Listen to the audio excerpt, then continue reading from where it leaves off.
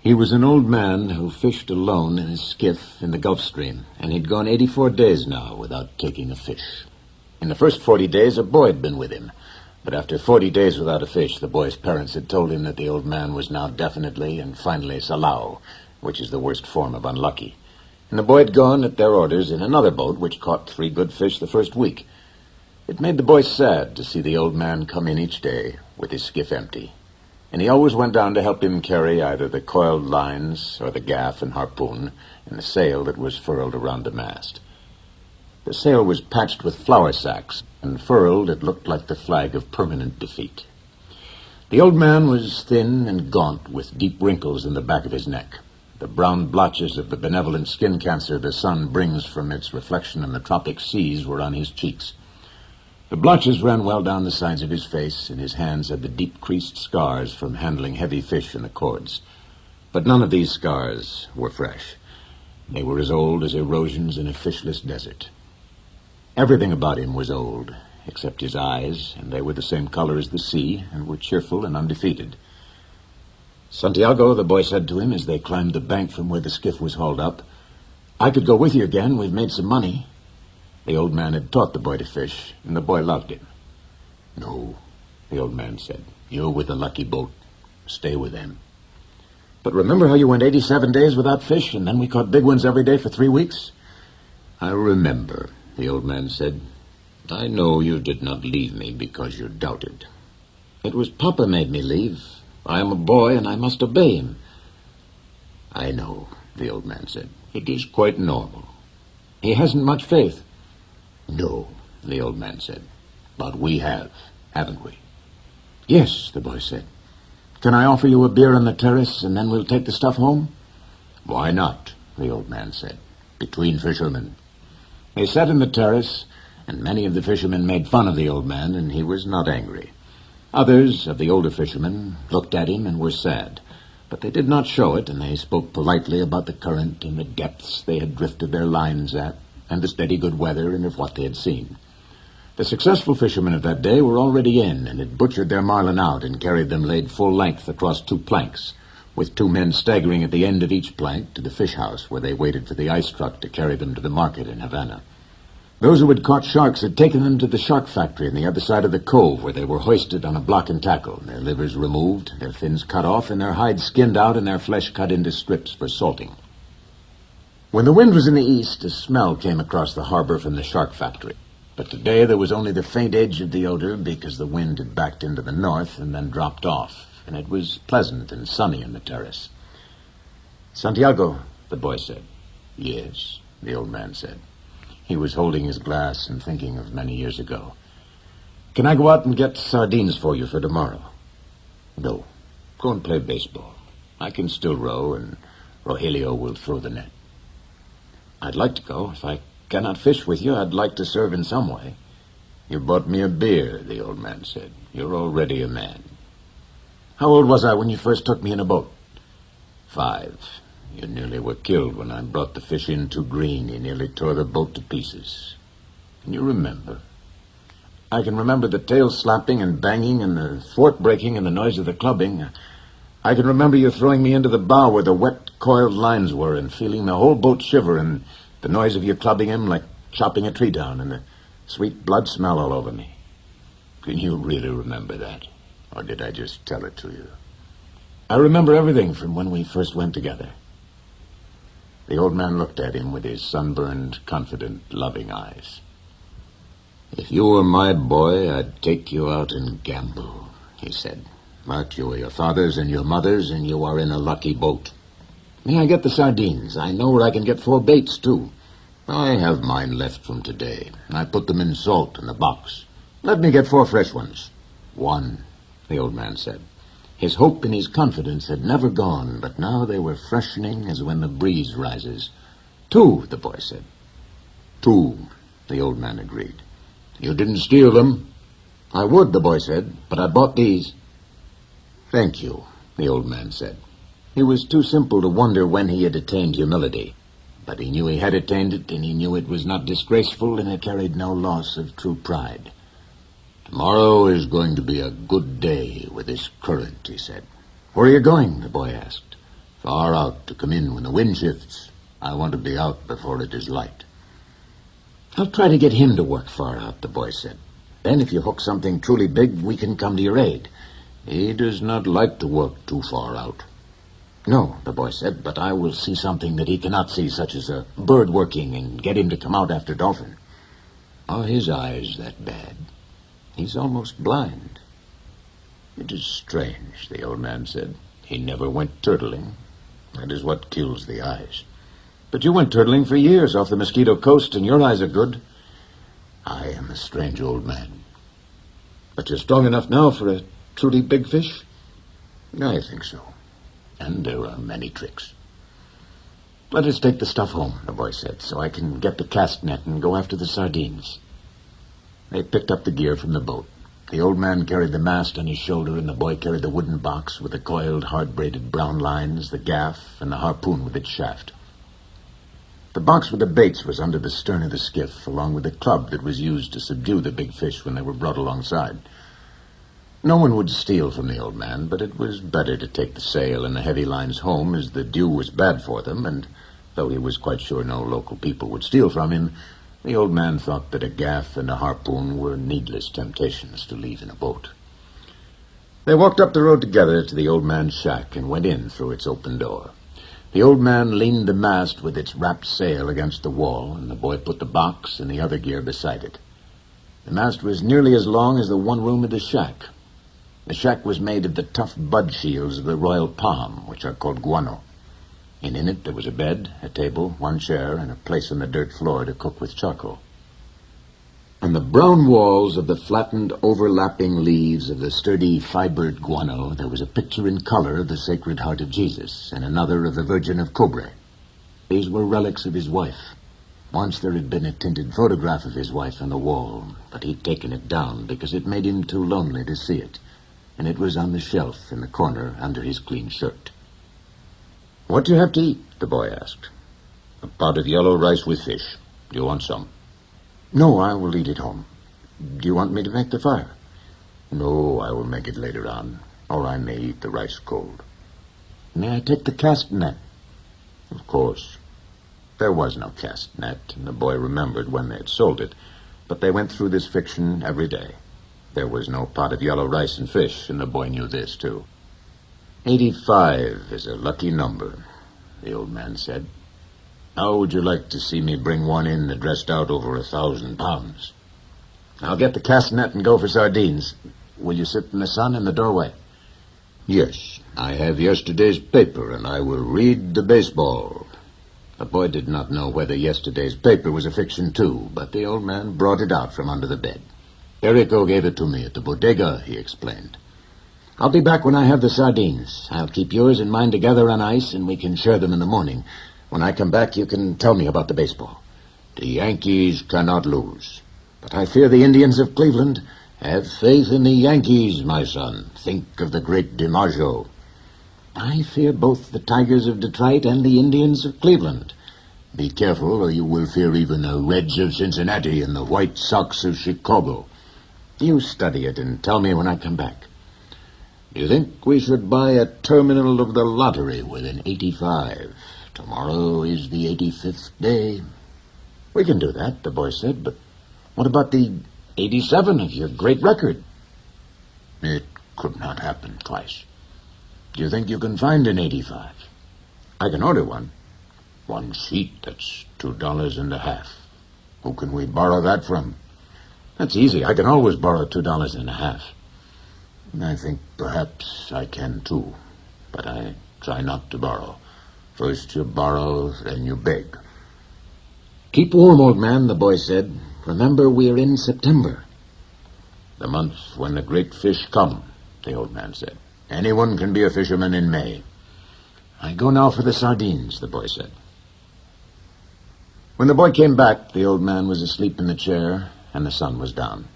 The boy took the old army blanket off the bed and spread it over the back of the chair and over the old man's shoulders.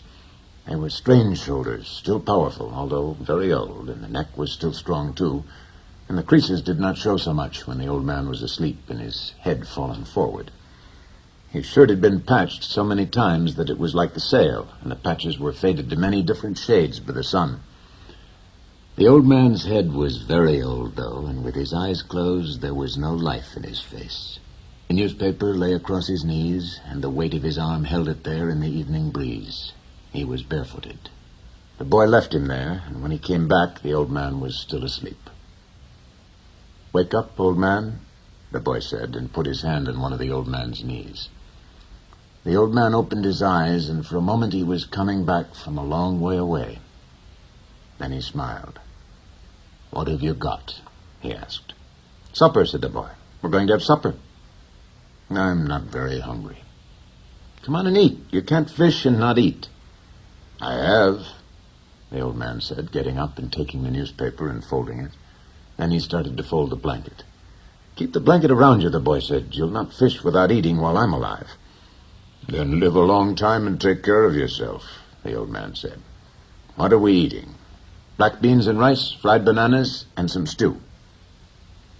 The boy had brought them in a 2-decker metal container from the terrace. The 2 sets of knives and forks and spoons were in his pocket with a paper napkin wrapped around each set. "Who gave this to you?" "Martin, the owner." "I must thank him." "I thank him already," the boy said. "You don't need to thank him."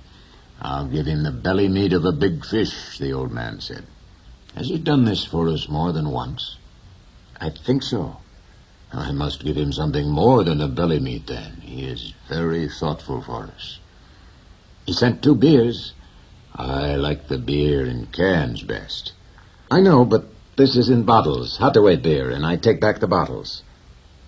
"That's very kind of you," the old man said. "Should we eat?" "I've been asking you to," the boy told him gently. "I have not wished to open the container until you were ready." "I'm ready now," the old man said. "I only needed time to wash." Where did you wash, the boy thought. The village water supply was 2 streets down the road. I must have water here for him, the boy thought, and soap and a good towel. Why am I so thoughtless? I must get him another shirt and a jacket for the winter and some sort of shoes and another blanket. "Your stew is excellent," the old man said. "Tell me about the baseball," the boy asked him. "In the American League, it is the Yankees, as I said," the old man said happily. "They lost today," the boy told him. "That means nothing. The great DiMaggio is himself again." "They have other men in the team." "Naturally, but he makes the difference. In the other league, between Brooklyn and Philadelphia, I must take Brooklyn. But then I think of Dick Sisler and those great drives in the old park. There was nothing ever like them. He hits the longest ball I've ever seen." "Do you remember when he used to come to the terrace? I wanted to take him fishing, but I was too timid to ask him. Then I asked you to ask him, and you were too timid." "I know it was a great mistake. He might have gone with us. Then we would have had that for all of our lives." "I would like to take the great DiMaggio fishing," the old man said. "They say his father was a fisherman. Maybe he was as poor as we are and would understand." "The great Sisler's father was never poor, and the father, was playing in the big leagues when he was my age." "When I was your age, I was before the mast on a square-rigged ship that ran to Africa, and I have seen lions on the beaches in the evening." "I know, you told me." "Should we talk about Africa or about baseball?" "Baseball, I think," the boy said. "Tell me about the great John J. McGraw." "He used to come to the terrace sometimes, too, in the older days. But he was rough and harsh-spoken and difficult when he was drinking. His mind was on horses as well as baseball. At least he carried lists of horses at all times in his pocket and frequently spoke the names of horses on the telephone." "He was a great manager," the boy said. "My father thinks he was the greatest." "Because he came here the most times," the old man said. "If De Rocher had continued to come here each year, your father would think him the greatest manager." "Who is the greatest manager, really? Luque or Mike Gonzalez?" "I think they are equal." "And the best fisherman is you?" "No, I know others better." "Que va," the boy said. "There are many good fishermen and some great ones, but there is only you." "Thank you. You make me happy." I hope no fish will come along so great that he will prove us wrong. There is no such fish if you are still strong as you say. I may not be as strong as I think, the old man said, but I know many tricks, and I have resolution. You ought to go to bed now so that you'll be fresh in the morning. I will take the things back to the terrace. Good night, then. I will wake you in the morning. You're my alarm clock, the boy said. Age is my alarm clock, the old man said. Why do old men wake so early? Is it to have one longer day? I don't know, the boy said. All I know is that young boys sleep late and hard. I can remember it, the old man said. I'll waken you in time. I do not like for him to waken me. It is as though I were inferior. I know. Sleep well, old man. The boy went out. They had eaten with no light on the table, and the old man took off his trousers and went to bed in the dark. He rolled his trousers up to make a pillow, putting the newspaper inside them. He rolled himself in the blanket and slept in the other old newspapers that covered the springs of the bed. He was asleep in a short time, and he dreamed of Africa when he was a boy, and the long golden beaches and the white beaches, so white they hurt your eyes, and the high capes and the great brown mountains. He lived along that coast now every night, and in his dreams he heard the surf roar and saw the native boats come riding through it. He smelled the tar and oakum of the deck as he slept, and he smelled the smell of Africa that the land breeze brought at morning. Usually when he smelled the land breeze, he woke up and dressed to go and wake the boy. But tonight the smell of the land breeze came very early, and he knew it was too early in his dream, and went on dreaming to see the white peaks of the islands rising from the sea, and then he dreamed of the different harbors and roadsteads of the Canary Islands. He no longer dreamed of storms, nor of women, nor of great occurrences, nor of great fish, nor fights, nor contests of strength, nor of his wife. He only dreamed of places now, and of the lions on the beach. They played like young cats in the dusk, and he loved them as he loved the boy. He never dreamed about the boy. He simply woke, looked out the open door at the moon, and unrolled his trousers and put them on. He urinated outside the shack, and then went up the road to wake the boy. He was shivering with the morning cold, but he knew he would shiver himself warm, and that soon he would be rowing. The door of the house where the boy lived was unlocked, and he opened it and walked in quietly with his bare feet. The boy was asleep in a cot in the first room, and the old man could see him clearly with the light that came in from the dying moon. He took hold of one foot gently and held it until the boy woke and turned and looked at him. The old man nodded, and the boy took his trousers from the chair by the bed, and sitting on the bed, pulled them on.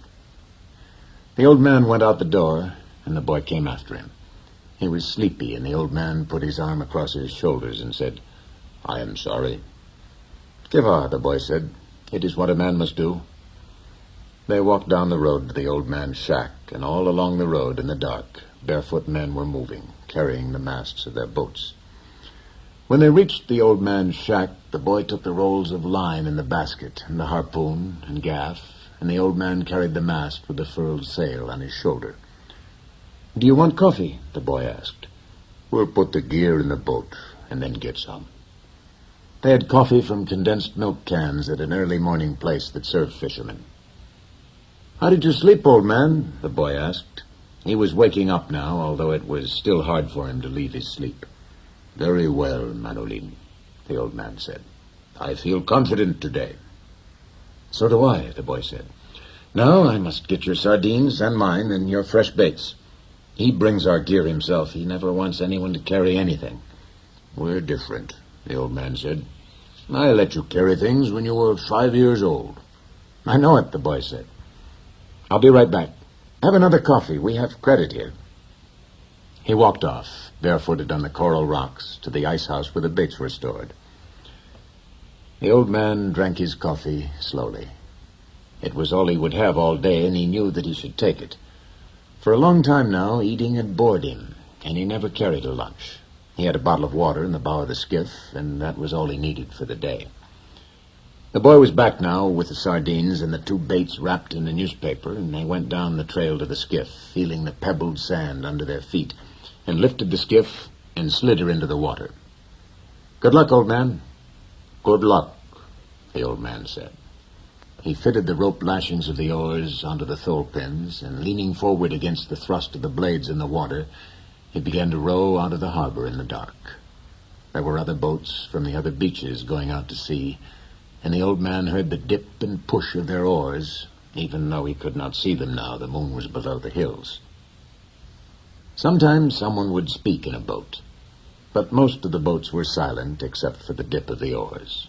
They spread apart after they were out of the mouth of the harbor, and each one headed for the part of the ocean where he hoped to find fish.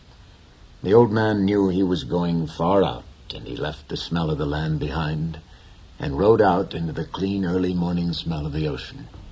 He saw the phosphorescence of the gulf weed in the water as he rowed over the part of the ocean that the fishermen called the Great Well, because there was a sudden deep of 700 fathoms, where all sorts of fish congregated because of the swirl the current made against the steep walls of the floor of the ocean. Here there were concentrations of shrimp and bait fish, and sometimes schools of squid in the deepest holes, and these rose close to the surface at night, where all the wandering fish fed on them.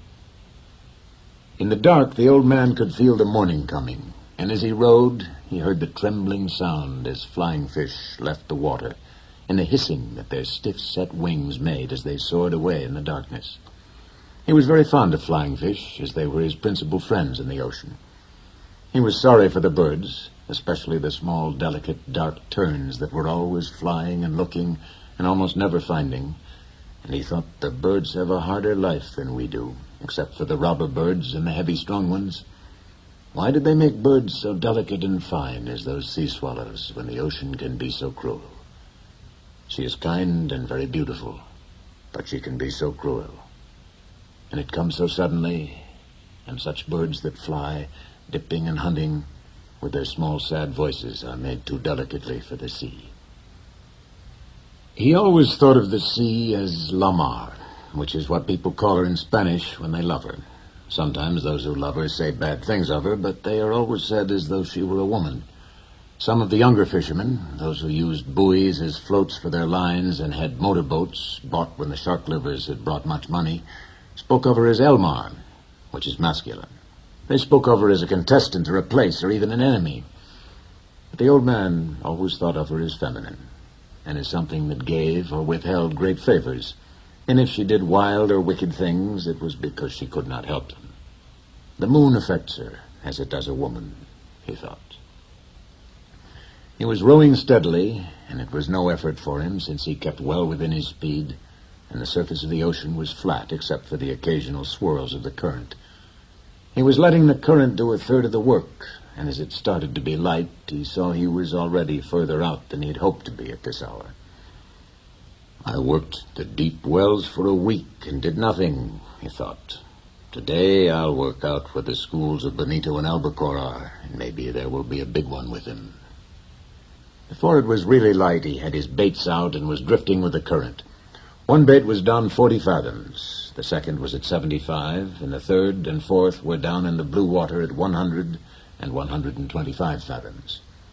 Each bait hung head down with the shank of the hook inside the baitfish, tied and sewed solid, and all the projecting part of the hook, the curve and the point, was covered with fresh sardines. Each sardine was hooked through both eyes so that they made a half garland on the projecting steel. There was no part of the hook that a great fish could feel which was not sweet-smelling and good-tasting.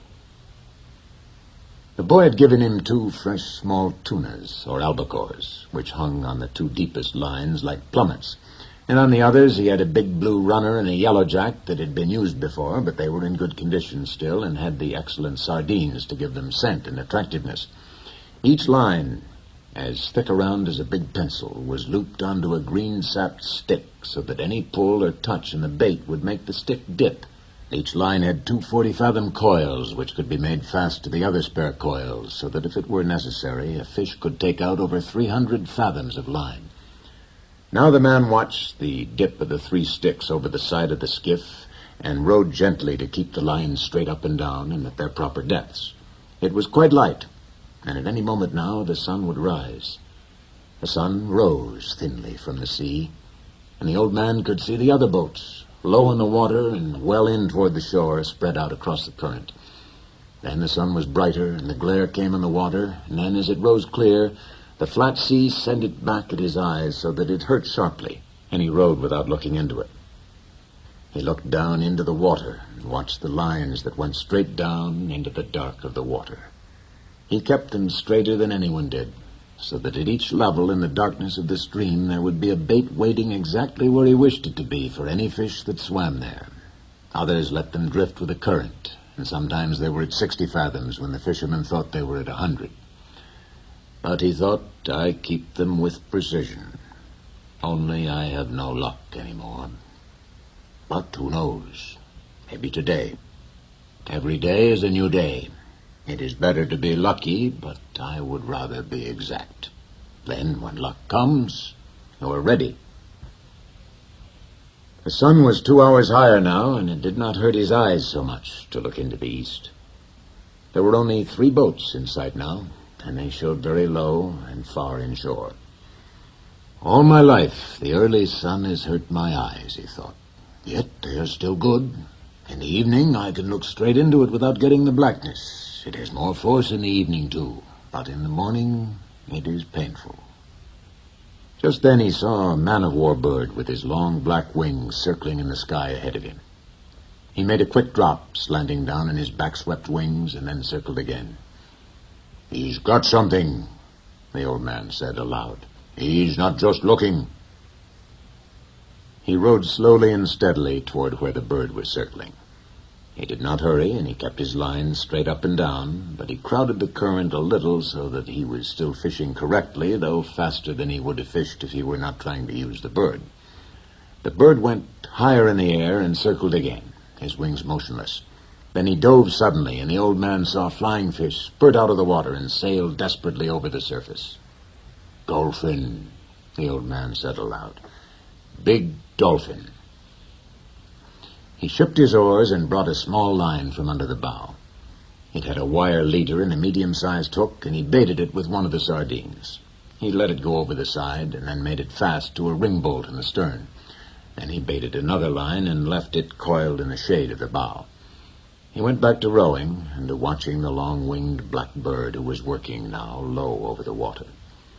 As he watched, the bird dipped again, slanting his wings for the dive and then swinging them wildly and ineffectually as he followed the flying fish. The old man could see the slight bulge in the water that the big dolphin raised as they followed the escaping fish.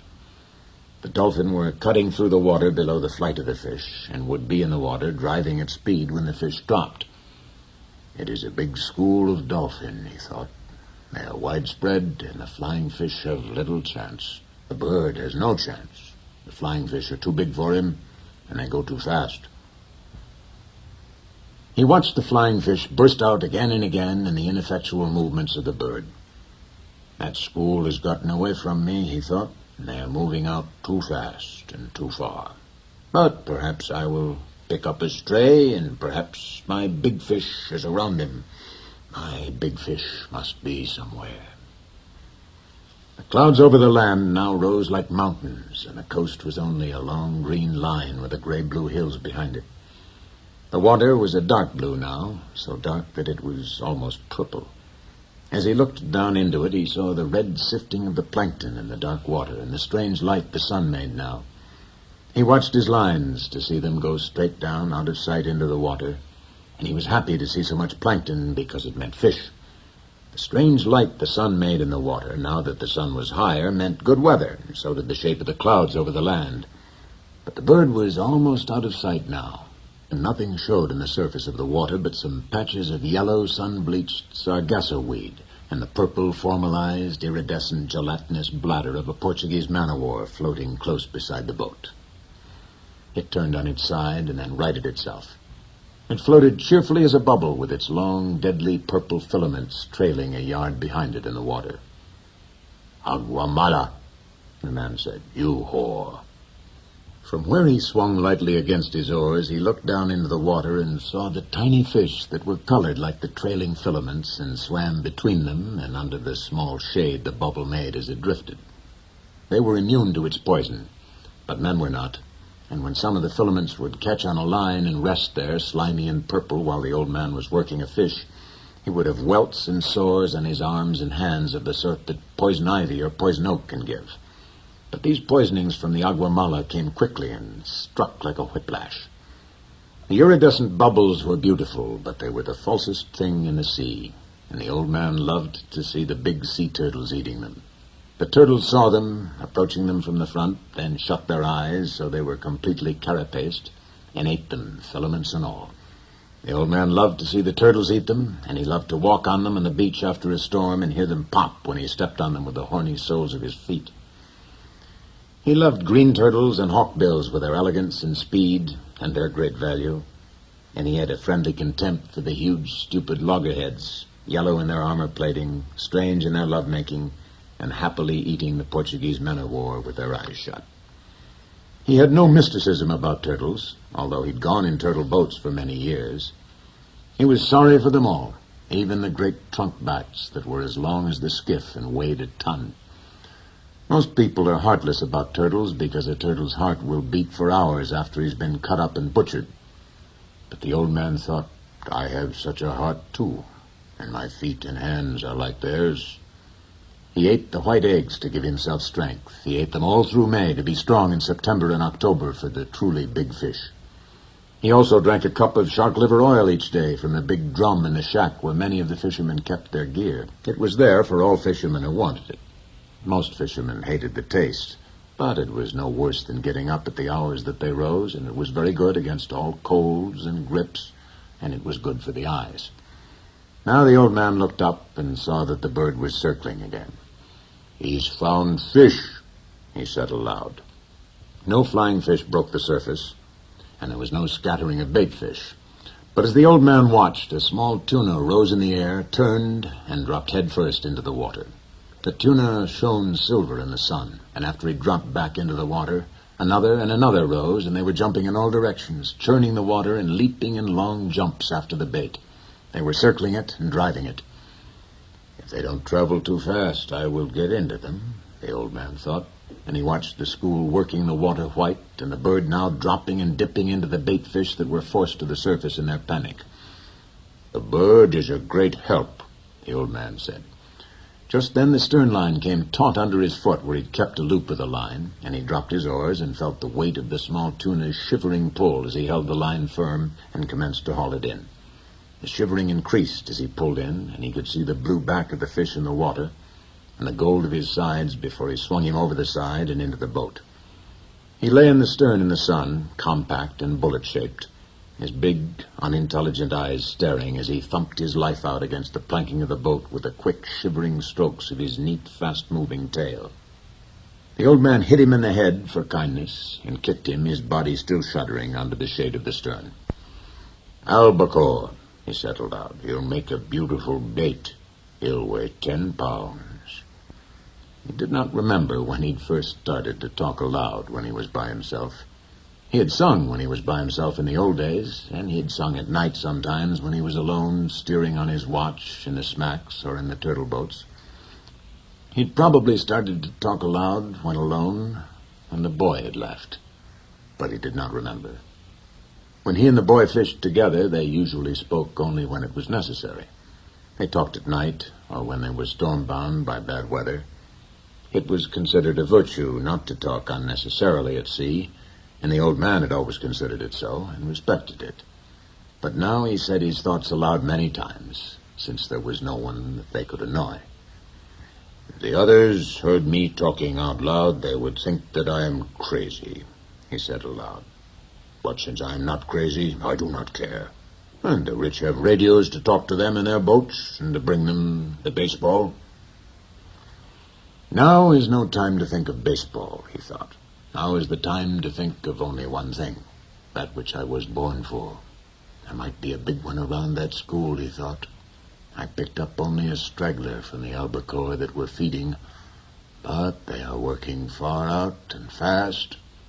Everything that shows on the surface today travels very fast and to the northeast. Can that be the time of day, or is it some sign of weather that I do not know? He could not see the green of the shore now, but only the tops of the blue hills that showed white as though they were snow-capped, and the clouds that looked like high snow mountains above them. The sea was very dark, and the light made prisms in the water.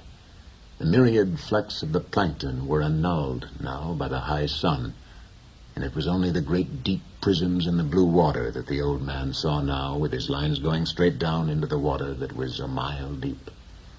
The tuna, the fishermen called all the fish of that species tuna, and only distinguished among them by their proper names when they came to sell them or to trade them for baits, were down again. The sun was hot now, and the old man felt it in the back of his neck and felt the sweat trickle down his back as he rowed. I could just drift, he thought, and sleep and put a bight of line around my toe to wake me. But today is 85 days, and I should fish the day well.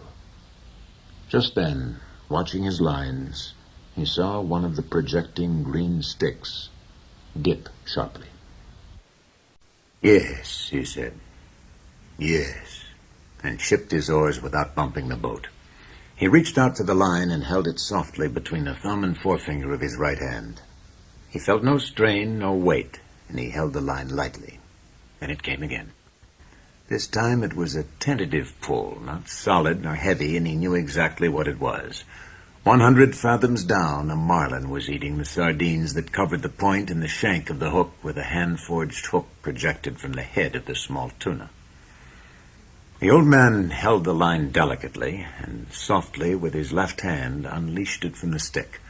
Now he could let it run through his fingers without the fish feeling any tension. This far out, he must be huge in this month, he thought. Eat them, fish.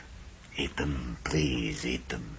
How fresh they are, and you down there 600 feet in that cold water in the dark.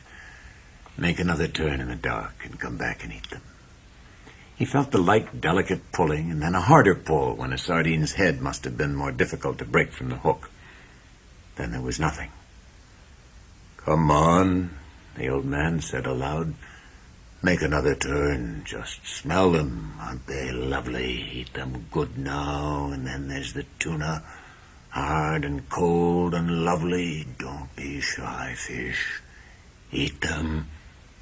He waited with the line between his thumb and his finger, watching it and the other lines at the same time, for the fish might have swum up or down. Then came the same delicate pulling touch again. "He'll take it," the old man said aloud. "God help him to take it."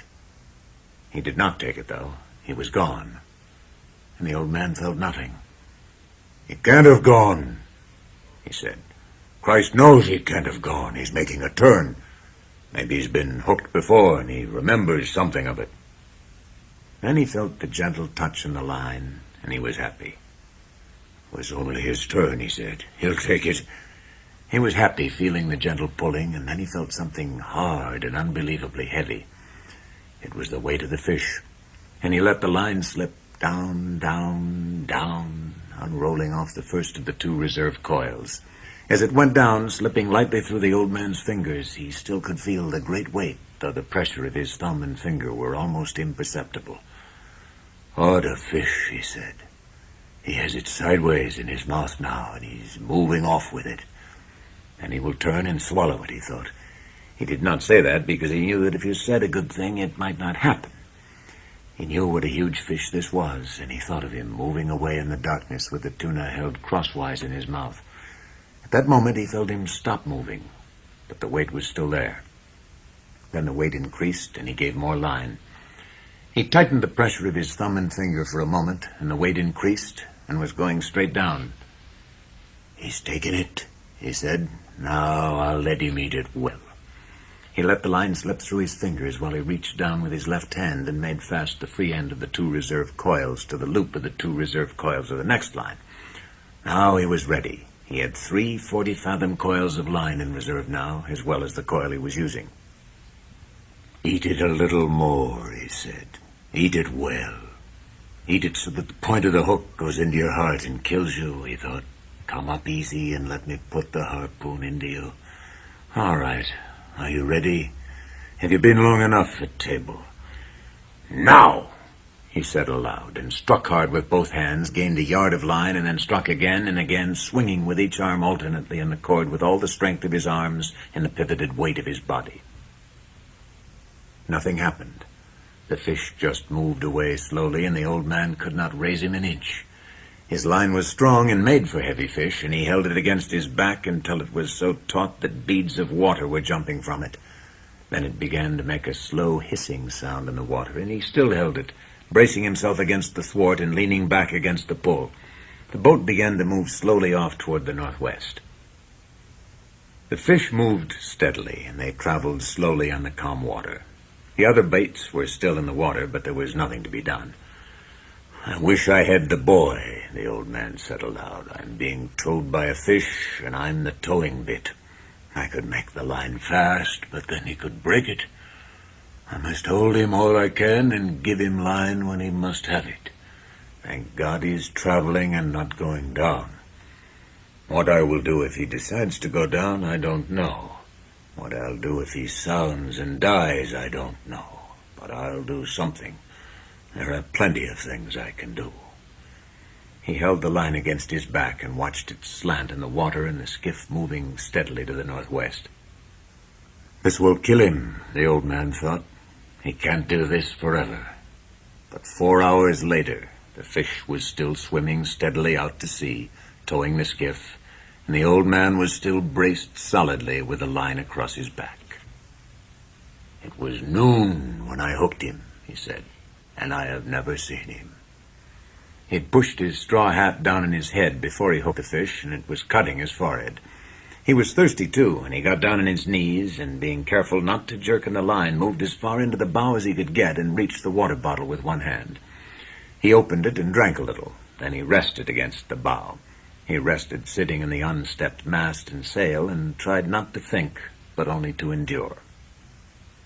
Then he looked behind him and saw that no land was visible. "That makes no difference," he thought.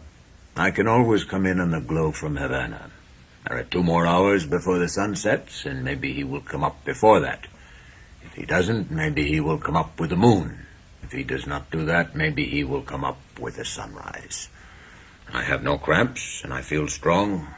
It is he that has the hook in his mouth. But what a fish, to pull like that. He must have his mouth shut tight on the wire. I wish I could see him. I wish I could see him only once to know what I have against me." The fish never changed his course nor his direction all that night, as far as the man could tell from watching the stars. It was cold after the sun went down, and the old man's sweat dried cold on his back and his arms and his old legs. During the day, he'd taken the sack that covered the bait box and spread it in the sun to dry. After the sun went down, he tied it around his neck so that it hung down over his back, and he cautiously worked it down under the line that was across his shoulders now. The sack cushioned the line, and he'd found a way of leaning forward against the bow so that he was almost comfortable. The position actually was only somewhat less intolerable, but he thought of it as almost comfortable. "I can do nothing with him, and he can do nothing with me," he thought. "Not as long as he keeps this up."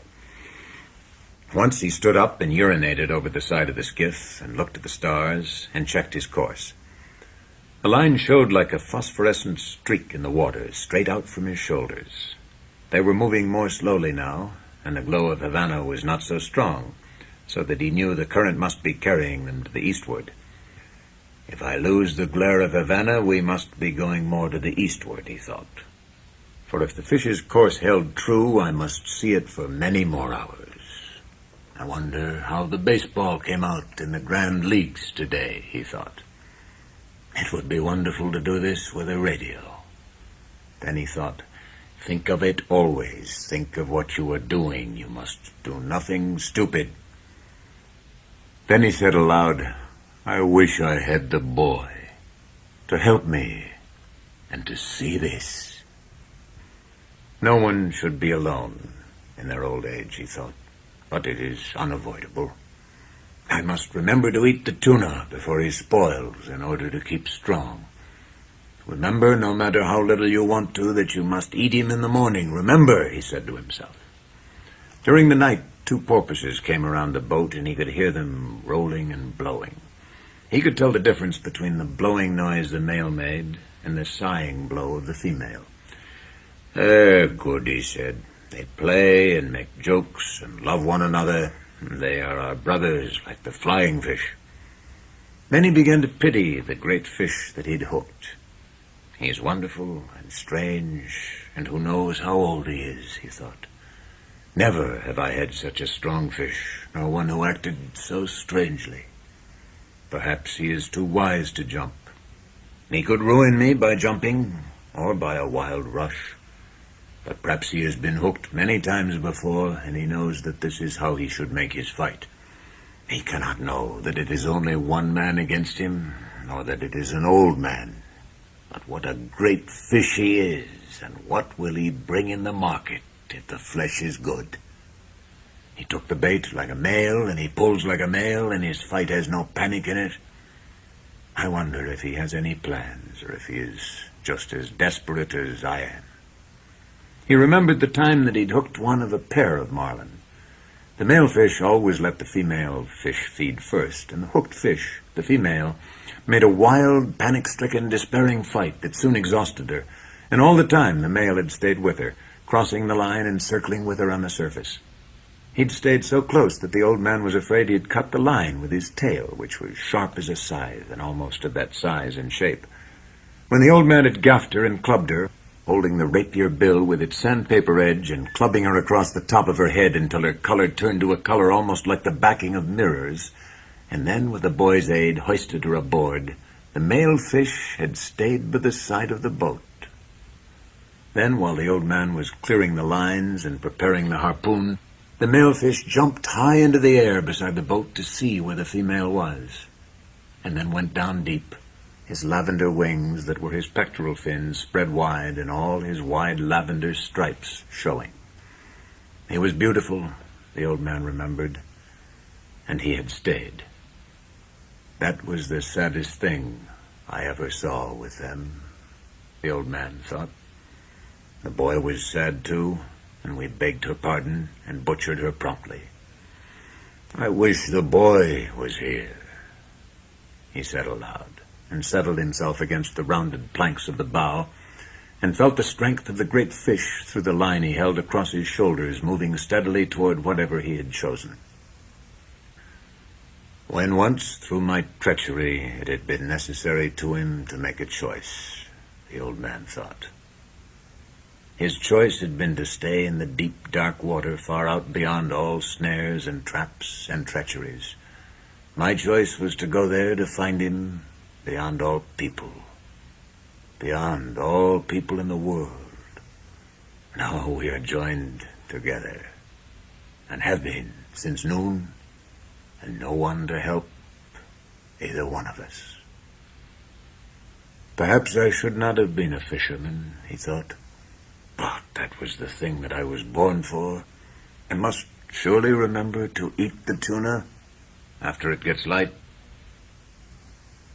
Sometime before daylight, something took one of the baits that were behind him. He heard the stick break and the line begin to rush out over the gunwale of the skiff. In the darkness, he loosened his sheath knife, and taking all the strain of the fish on his left shoulder, he leaned back and cut the line against the wood of the gunwale. Then he cut the other line closest to him, and in the dark made the loose ends of the reserve coils fast. He worked skillfully with the one hand and put his foot in the coils to hold them as he drew his knots tight. Now he had 6 reserve coils of line. There were 2 from each bait he had severed, and the 2 from the bait the fish had taken, and they were all connected. After it is light, he thought, I will work back to the 40-fathom bait and cut it away too, and link up the reserve coils. I will have lost 200 fathoms of good Catalan cardel, and the hooks and leaders. That can be replaced. But who replaces this fish if I hook some fish and it cuts him off? I don't know what that fish was that took the bait just now. It could have been a marlin or a broadbill or a shark. I never felt him. I had to get rid of him too fast. Aloud he said, I wish I had the boy. But you haven't got the boy, he thought. You have only yourself, and you'd better work back to the last line now, in the dark or not in the dark, and cut it away and hook up the 2 reserve coils. So he did it. It was difficult in the dark, and once the fish made a surge that pulled him down in his face and made a cut below his eye. The blood ran down his cheek a little way. But it coagulated and dried before it reached his chin, and he worked his way back to the bow and rested against the wood. He adjusted the sack and carefully worked the line so that it came across a new part of his shoulders, and holding it anchored with his shoulders, he carefully felt the pull of the fish, and then felt with his hand the progress of the skiff through the water. I wonder what he made that lurch for, he thought. The wire must have slipped on a great hill of his back. Certainly his back cannot feel as badly as mine does, but he cannot pull this skiff forever, no matter how great he is. Now everything is cleared away that might make trouble, and I have a big reserve of line, all that a man can ask. Fish, he said softly, aloud, I'll stay with you until I am dead. You'll stay with me, too, I suppose, the old man thought, and he waited for it to be light. It was cold now in the time before daylight, and he pushed against the wood to be warm. I can do it as long as he can, he thought. And in the first light, the line extended out and down into the water. The boat moved steadily, and when the first edge of the sun rose, it was in the old man's right shoulder. He's headed north, the old man said. The current will have set us far to the eastward, he thought. I wish he would turn with the current. That would show that he was tiring. When the sun had risen further, the old man realized that the fish was not tiring. There was only one favorable sign. The slant of the line showed he was swimming at a lesser depth. That did not necessarily mean that he would jump, but he might. God let him jump, the old man said. I have enough line to handle him. Maybe if I can increase the tension just a little, it will hurt him and he will jump, he thought. Now that it is daylight, let him jump so that he'll fill the sacks along his backbone with air, and then he cannot go deep to die. He tried to increase the tension, but the line had been taut up to the very edge of the breaking point since he had hooked the fish, and he felt the harshness as he leaned back to pull, and knew he could put no more strain on it. I must not jerk it ever, he thought. Each jerk widens the cut the hook makes, and then when he does jump, he might throw it. Anyway, I feel better with the sun, and for once I do not have to look into it.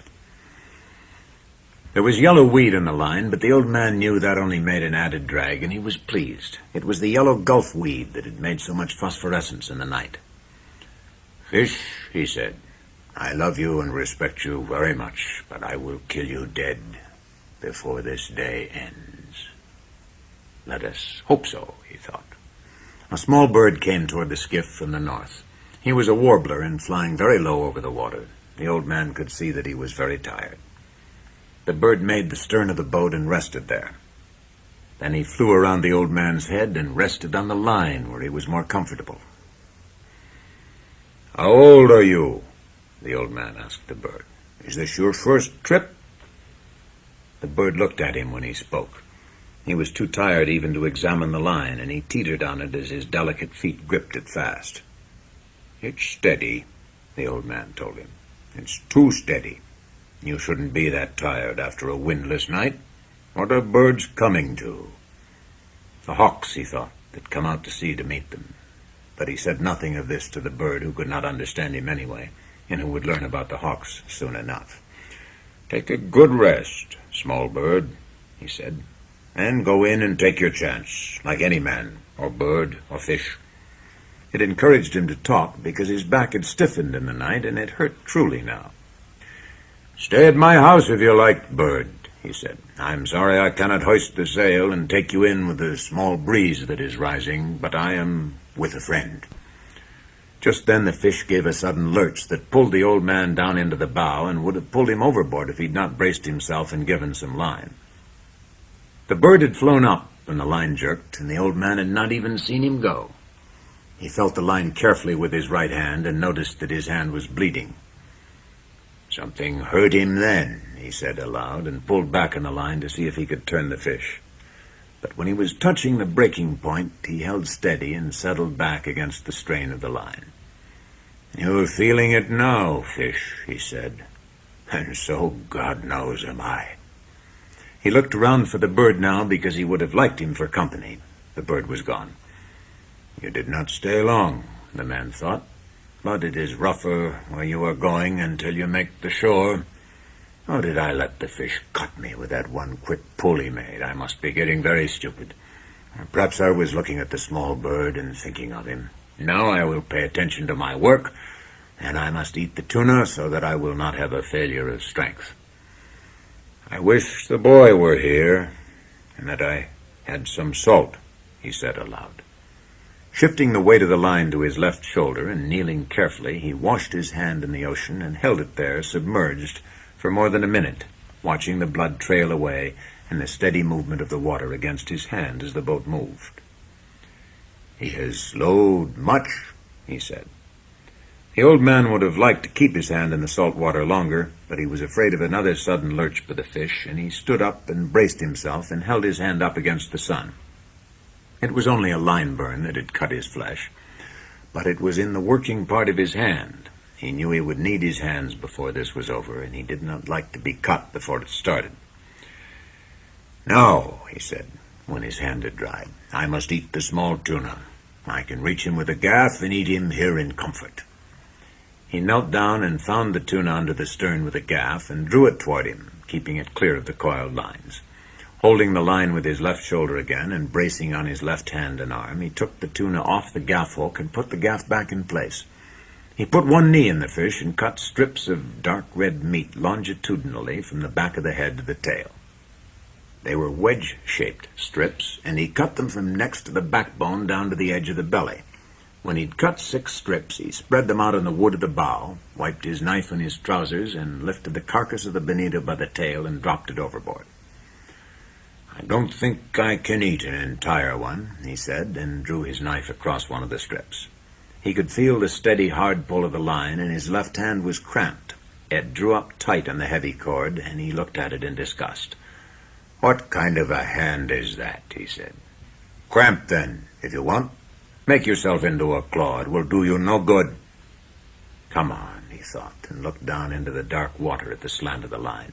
"Eat it now, and it will strengthen the hand. It is not the hand's fault, and you have been many hours with the fish. But you can stay with him forever. Eat the bonito now." He picked up a piece and put it in his mouth and chewed it slowly. It was not unpleasant. Chew it well, he thought, and get all the juices. Would not be bad to eat with a little lime, or with lemon, or with salt. "How do you feel, hand?" he asked the cramped hand that was almost as stiff as rigor mortis. "I'll eat some more for you." He ate the other part of the piece that he'd cut in two. He chewed it carefully and then spat out the skin. "How does it go, hand? Or is it too early to know?" He took another full piece and chewed it. "It is a strong, full-blooded fish," he thought. "I was lucky to get him instead of Dolphin. Dolphin is too sweet. This is hardly sweet at all, and all the strength is still in it." There is no sense in being anything but practical, though, he thought. I wish I had some salt, and I do not know whether the sun will rot or dry what is left, so I had better eat it all, although I'm not hungry. The fish is calm and steady. I will eat it all, and then I will be ready. "Be patient, hand," he said. "I do this for you." I wish I could feed the fish, he thought. He is my brother, but I must kill him and keep strong to do it. Slowly and conscientiously, he ate all of the wedge-shaped strips of fish. He straightened up, wiping his hand on his trousers. "Now," he said, "you can let the cord go, hand, and I will handle him with the right arm alone until you stop that nonsense." He put his left foot in the heavy line that the left hand had held and lay back against the pull against his back. "God help me to have the cramp go," he said, "because I do not know what the fish is going to do. But he seems calm," he thought, and following his plan. But what is his plan, he thought, and what is mine? Mine I must improvise to his because of his great size. If he will jump, I can kill him, but he stays down forever. Then I will stay down with him forever. He rubbed the cramped hand against his trousers and tried to gentle the fingers, but it would not open. Maybe it will open with the sun, he thought. Maybe it will open when the strong, raw tuna is digested. If I have to have it, I will open it, cost whatever it costs. but I do not want to open it now by force. Let it open by itself and come back of its own accord. After all, I abused it much in the night when it was necessary to free and untie the various lines." He looked across the sea and knew how alone he was now. But he could see the prisms in the deep dark water and the lines stretching ahead and the strange undulation of the calm. The clouds were building up now for the trade wind, and he looked ahead and saw a flight of wild ducks etching themselves against the sky over the water, then blurring, then etching again, and he knew no man was ever alone on the sea. He thought of how some men feared being out of sight of land in a small boat, and knew they were right in the months of sudden bad weather. But now they were in hurricane months, and when there are no hurricanes, the weather of hurricane months is the best of all the year. If there is a hurricane, you always see the signs of it in the sky for days ahead if you are at sea. They do not see it on shore because they do not know what to look for, he thought. The land must make a difference, too, in the shape of the clouds, but we have no hurricane coming now. He looked at the sky and saw the white cumulus built like friendly piles of ice cream, and high above were the thin feathers of the cirrus against the high September sky. "Like brisa," he said. "Better weather for me than for you, fish." His left hand was still cramped, but he was unknotting it slowly. "I hate a cramp," he thought. "It is a treachery of one's own body. It is humiliating before others to have a diarrhea from ptomaine poisoning, or to vomit from it. But a cramp," he thought of it as a calambre, "humiliates oneself, especially when one is alone. If the boy were here, he could rub it for me and loosen it down from the forearm," he thought. "But it will loosen up." Then with his right hand he felt the difference in the pull of the line before he saw the slant change in the water. Then as he leaned against the line and slapped his left hand hard and fast against his thigh, he saw the line slanting slowly upward. "He's coming up," he said. "Come on, hand, please, come on." The line rose slowly and steadily, and then the surface of the ocean bulged ahead of the boat and the fish came out. He came out unendingly, and water poured from his sides. He was bright in the sun, and his head and back were dark purple, and in the sun the stripes on his sides showed wide and a light lavender. His sword was as long as a baseball bat and tapered like a rapier, and he rose his full length from the water and then re-entered it smoothly like a diver, and the old man saw the great scythe blade of his tail go under, and the line commenced to race out. "He's 2 feet longer than the skiff," the old man said. The line was going out fast, but steadily, and the fish was not panicked. The old man was trying with both hands to keep the line just inside of breaking strength. He knew that if he could not slow the fish with a steady pressure, the fish could take out all the line and break it. "He's a great fish, and I must convince him," he thought. "I must never let him learn his strength, nor what he could do if he made his run. If I were him, I would put in everything now and go until something broke. But thank God they are not as intelligent as we who kill them, though they are more noble and more able." The old man had seen many great fish.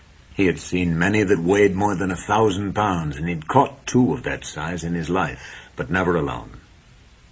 Now, alone, and out of sight of land, he was fast to the biggest fish that he had ever seen, and bigger than he'd ever heard of, and his left hand was still as tight as the gripped claws of an eagle. "It will uncramp, though," he thought. "Surely it will uncramp to help my right hand. There are 3 things that are brothers, the fish and my 2 hands. It must uncramp. It is unworthy of it to be cramped." The fish had slowed again and was going at his usual pace. "I wonder why he jumped," the old man thought. "He jumped almost as though to show me how big he was. I know now, anyway," he thought. "I wish I could show him what sort of man I am. But then he would see the cramped hand. Let him think I am more man than I am, and I will be so. I wish I was the fish," he thought, "with everything he has against only my will and my intelligence." He settled comfortably against the wood and took his suffering as it came, and the fish swam steadily and the boat moved slowly through the dark water. There was a small sea rising with a wind coming up from the east, and at noon the old man's left hand was uncramped. "Bad news for you, Fish," he said, and shifted the line over the sacks that covered his shoulders. He was comfortable but suffering, although he did not admit the suffering at all. "I am not religious," he said, "but I will say 10 Our Fathers and 10 Hail Marys that I should catch this fish, and I promise to make a pilgrimage to the Virgin of Cobre if I catch him. That is a promise." He commenced to say his prayers mechanically. Sometimes he would be so tired that he could not remember the prayer, and then he would say them fast so that they would come automatically. Hail Marys are easier to say than Our Fathers, he thought. "Hail Mary, full of grace, the Lord is with thee. Blessed art thou among women, and blessed is the fruit of thy womb, Jesus. Holy Mary, Mother of God, pray for us sinners now and at the hour of our death. Amen." Then he added, "Blessed Virgin, pray for the death of this fish, wonderful though he is." With his prayers said and feeling much better, but suffering exactly as much and perhaps a little more, he leaned against the wood of the bough and began mechanically to work the fingers of his left hand. The sun was hot now, although the breeze was rising gently. "I had better rebait that little line out over the stern," he said. "If the fish decides to stay another night, I will need to eat again. The water is low in the bottle. I don't think I can get anything but a dolphin here. But if I eat him fresh enough, he won't be bad. I wish a flying fish would come on board tonight, but I have no light to attract them. A flying fish is excellent to eat raw, and I would not have to cut him up. I must save all my strength now. Christ, I did not know he was so big. I'll kill him, though," he said, "in all his greatness and his glory. Although it is unjust," he thought, "but I will show him what a man can do, and what a man endures." "I told the boy I was a strange old man," he said. "Now is when I must prove it." The 1,000 times that he had proved it meant nothing. Now he was proving it again. Each time was a new time, and he never thought about the past when he was doing it. "I wish he'd sleep, and I could sleep and dream about the lions," he thought. "Why are the lions the main thing that is left? Don't think, old man," he said to himself. "Rest gently now against the wood and think of nothing. He is working. Work as little as you can." It was getting into the afternoon, and the boat still moved slowly and steadily. But there was an added drag now from the easterly breeze, and the old man rowed gently with the small sea, and the hurt of the cord across his back came to him easily and smoothly. Once in the afternoon, the line started to rise again, but the fish only continued to swim at a slightly higher level. The sun was on the old man's left arm and shoulder and on his back, so he knew the fish had turned east of north. Now that he'd seen him once, he could picture the fish swimming in the water with his purple pectoral fins set wide as wings and the great erect tail slicing through the dark. "I wonder how much he sees at that depth," the old man thought. "His eye is huge, and a horse with much less eye can see in the dark. Once I could see quite well in the dark, not in the absolute dark, but almost as a cat sees." The sun and his steady movement of his fingers had uncramped his left hand now completely, and he began to shift more of the strain to it, and he shrugged the muscles of his back to shift the hurt of the cord a little. "If you're not tired, fish," he said aloud, "you must be very strange."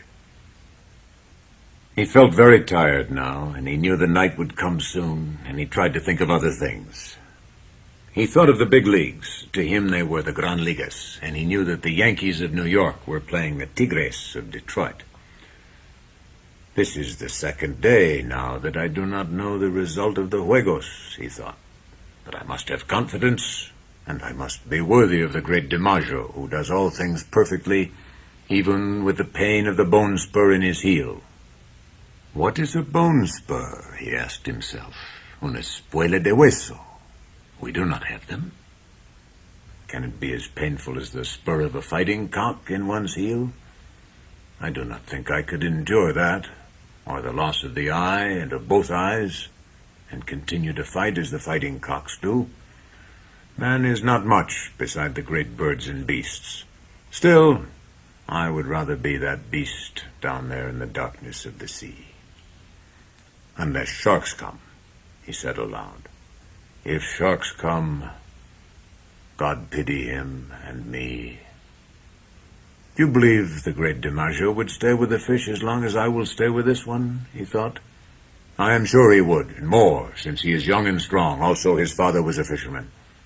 But would the bone spur hurt him too much? I do not know, he said aloud. I never had a bone spur. As the sun set, he remembered, to give himself more confidence, the time in the tavern at Casablanca when he had played the hand game with a great Negro from Cienfuegos, who was the strongest man in the docks. They had gone one day and one night with their elbows on a chalk line on the table, with their forearms straight up and their hands gripped tight. Each one was trying to force the other's hand down onto the table. There was much betting, and people went in and out of the room under the kerosene lights, and he had looked at the arm and hand of the Negro and at the Negro's face. They changed the referees every 4 hours after the first 8, so that the referees could sleep. Blood came out from under the fingernails of both his and the Negro's hand, and they looked each other in the eye and at their hands and forearms, and the bettors went in and out of the room and sat on high chairs against the wall and watched. The walls were painted bright blue and were of wood, and the lamps threw their shadows against them. The Negro's shadow was huge, and it moved on the wall as the breeze moved the lamps. The odds would change back and forth all night, and they fed the Negro rum and lighted cigarettes for him. Then the Negro, after the rum, would try for a tremendous effort, and once he had the old man, who was not an old man then, but was Santiago El Campeon, nearly 3 inches off balance. But the old man had raised his hand up to dead even again. He was sure then that he had the Negro, who was a fine man and a great athlete, beaten. And at daylight, when the bettors were asking that it be called a draw, and the referee was shaking his head, he had unleashed his effort and forced the hand of the Negro down and down until it rested on the wood. The match had started on a Sunday morning and ended on a Monday morning. Many of the bettors had asked for a draw because they had to go to work in the docks loading sacks of sugar or at the Havana Coal Company.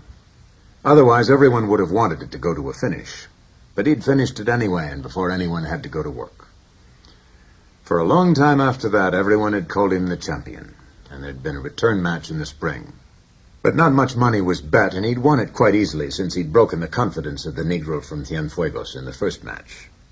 After that, he had a few matches and then no more. He decided that he could beat anyone if he wanted to badly enough, and he decided that it was bad for his right hand for fishing. He had tried a few practice matches with his left hand, but his left hand had always been a traitor and would not do what he called on it to do, and he did not trust it. The sun will bake it out well now, he thought.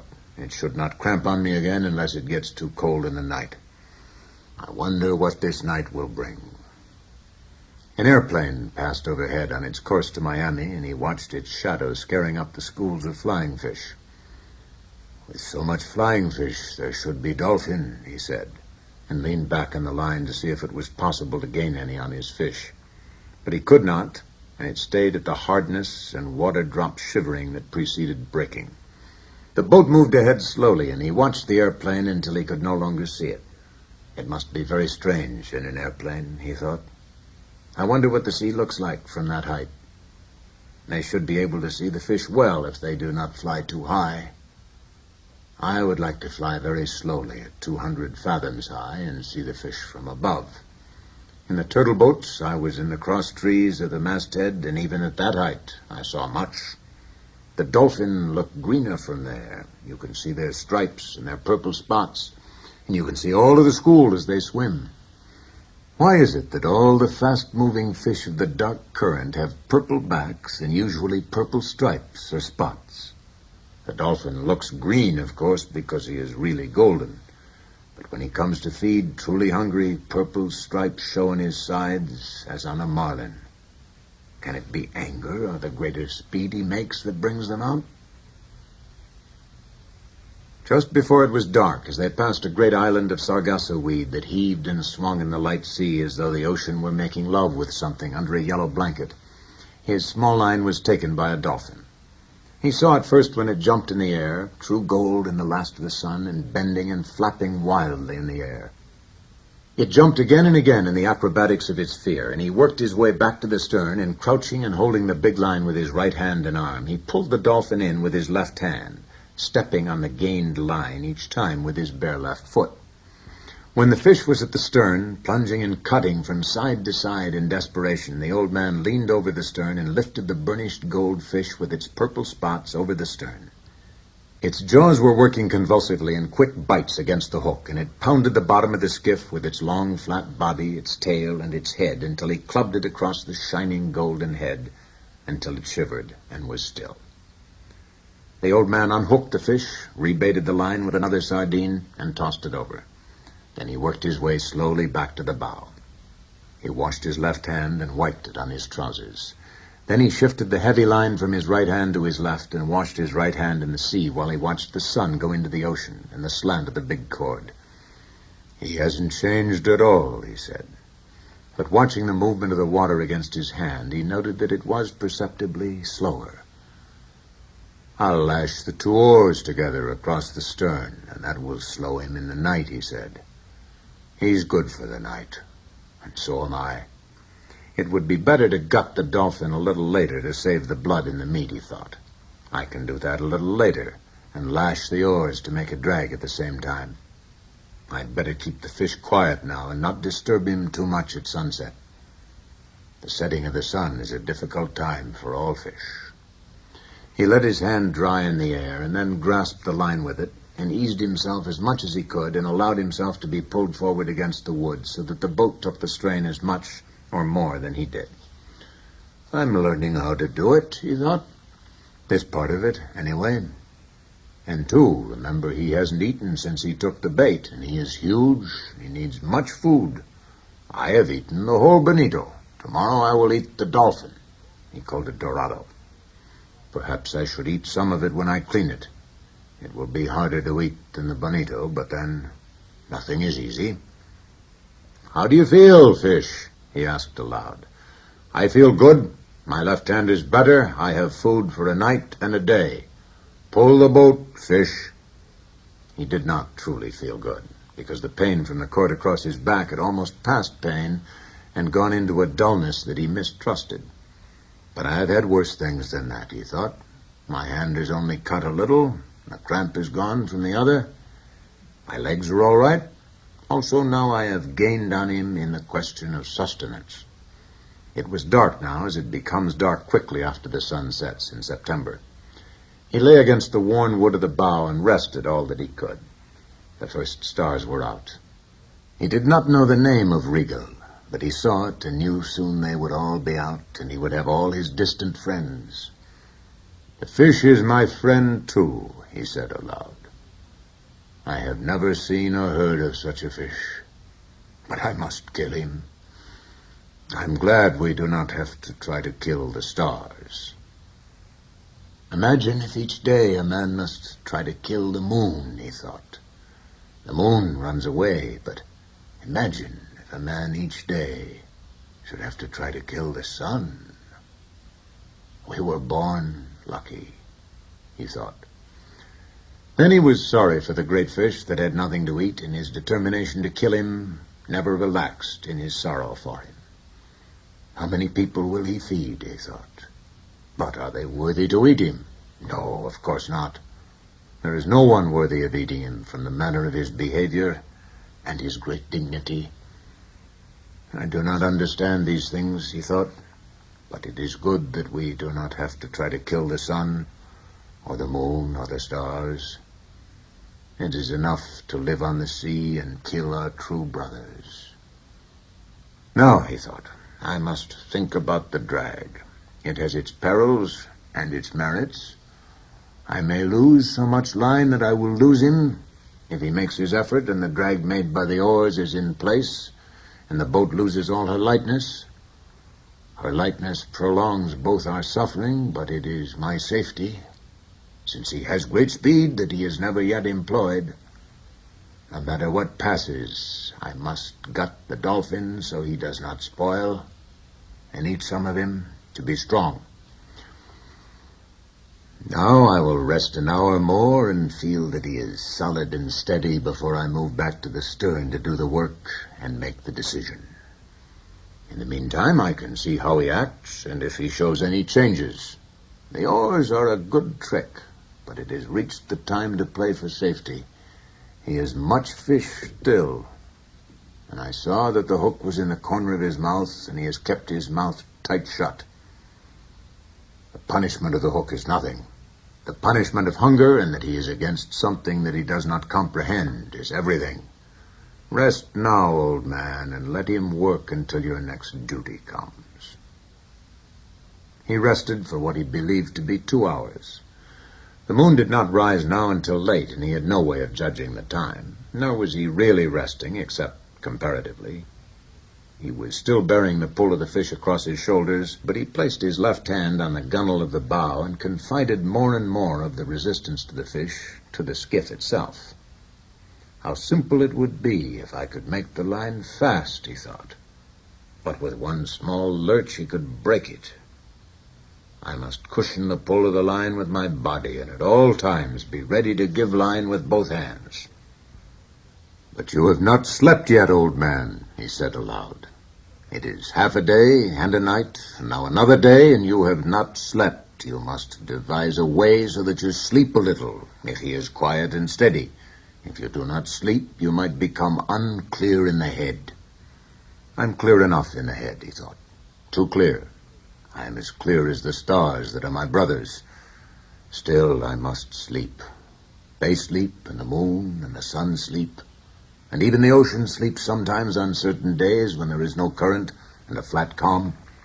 But remember to sleep," he thought. "Make yourself do it and devise some simple and sure way about the lines. Now go back and prepare the Dolphin. It is too dangerous to rig the oars as a drag if you must sleep." "I could go without sleeping," he told himself, "but it would be too dangerous." He started to work his way back to the stern on his hands and knees, being careful not to jerk against the fish. "He may be half asleep himself," he thought, "but I do not want him to rest. He must pull until he dies." Back in the stern, he turned so that his left hand held the strain of the line across his shoulders and drew his knife from its sheath with his right hand. The stars were bright now, and he saw the Dolphin clearly, and he pushed the blade of his knife into his head and drew him out from under the stern.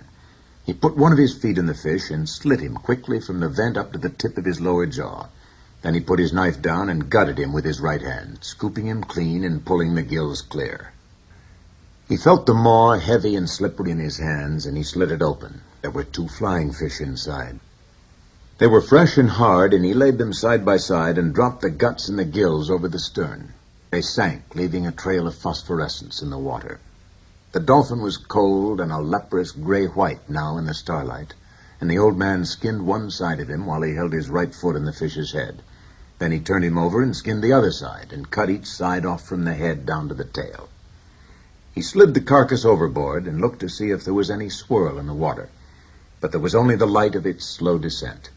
He turned then and placed the 2 flying fish inside the 2 fillets of fish, and putting his knife back in its sheath, he worked his way slowly back to the bow. His back was bent with the weight of the line across it, and he carried the fish in his right hand. Back in the bow, he laid the 2 fillets of fish out in the wood with the flying fish beside them. After that, he settled the line across his shoulders in a new place and held it again with his left hand resting on the gunwale. Then he leaned over the side and washed the flying fish in the water, noting the speed of the water against his hand. His hand was phosphorescent from skinning the fish, and he watched the flow of the water against it. The flow was less strong, and as he rubbed the side of his hand against the planking of the skiff, particles of phosphorus floated off and drifted slowly astern. "He is tiring. Oh, he is resting," the old man said. "Now, let me get through the eating of this Dolphin and get some rest and a little sleep." Under the stars, and with the night colder all the time, he ate half of one of the Dolphin fillets and one of the flying fish, gutted and with its head cut off. "What an excellent fish Dolphin is to eat cooked," he said, "and what a miserable fish raw. I will never go in a boat again without salt or limes." If I had brains, I would have splashed water in the bow all day, and drying it would have made salt, he thought. But then I did not hook the dolphin until almost sunset. Still, it was a lack of preparation. But I have chewed it all well, and I am not nauseated. The sky was clouding over to the east, and one after another the stars he knew were gone. It looked now as though he were moving into a great canyon of clouds, and the wind had dropped. There will be bad weather in 3 or 4 days, he said. But not tonight, and not tomorrow. Rig now to get some sleep, old man, while the fish is calm and steady. He held the line tight in his right hand and then pushed his thigh against his right hand as he leaned all his weight against the wood of the bow. Then he passed the line a little lower on his shoulders and braced his left hand on it. My right hand can hold it as long as it is braced, he thought. If it relaxes in sleep, my left hand will wake me as the line goes out. It is hard on the right hand, but he is used to punishment. Even if I sleep 20 minutes or a half hour, it is good. He lay forward, cramping himself against the line with all of his body, putting all his weight onto his right hand, and he was asleep. He did not dream of the lions, but instead of a vast school of porpoises that stretched for 8 or 10 miles, and it was in the time of their mating, and they would leap high into the air and return into the same hole they had made in the water when they leaped. Then he dreamed that he was in the village on his bed, and there was a norther, and he was very cold, and his right arm was asleep because his head had rested on it instead of a pillow. After that, he began to dream of the long yellow beach, and he saw the first of the lions come down onto it in the early dark. And then the other lions came, and he rested his chin on the wood of the bows where the ship lay anchored with the evening offshore breeze, and he waited to see if there would be more lions, and he was happy. The moon had been up for a long time, but he slept on, and the fish pulled on steadily, and the boat moved into the tunnel of clouds. He woke with the jerk of his right fist coming up against his face, and the line burning out through his right hand. He had no feeling of his left hand, but he braked all he could with his right, and the line rushed out.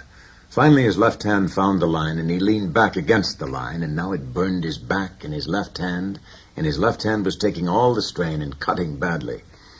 He looked back at the coils of line, and they were feeding smoothly. Just then the fish jumped, making a great bursting of the ocean, and then a heavy fall. Then he jumped again and again, and the boat was going fast, although line was still racing out, and the old man was raising the strain to breaking point, and raising it to breaking point again and again.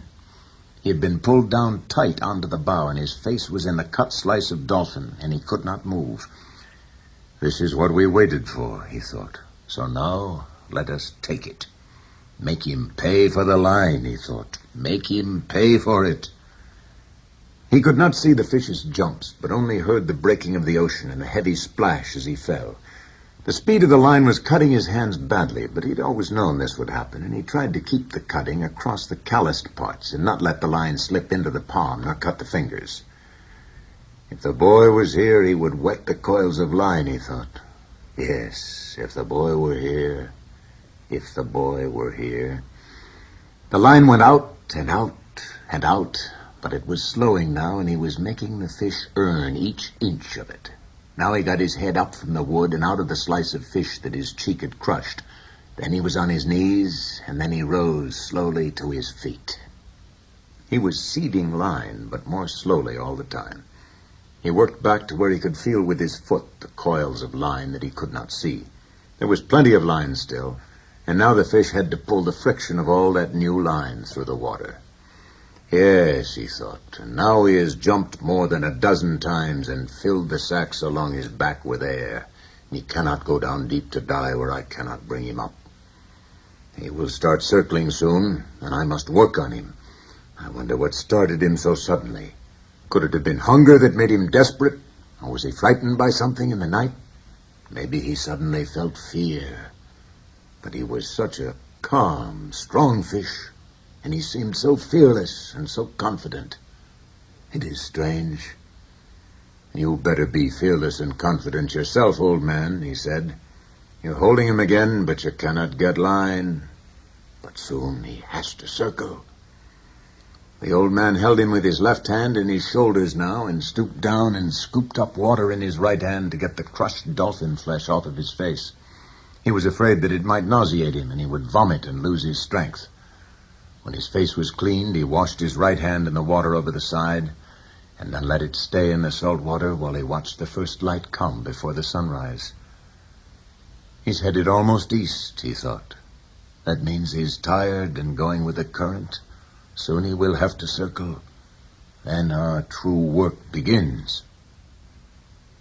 After he judged that his right hand had been in the water long enough, he took it out and looked at it. "It is not bad," he said, "and pain does not matter to a man." He took hold of the line carefully so that it did not fit into any of the fresh line cuts and shifted his weight so that he could put his left hand into the sea on the other side of the skiff. "You did not do so badly for something worthless," he said to his left hand.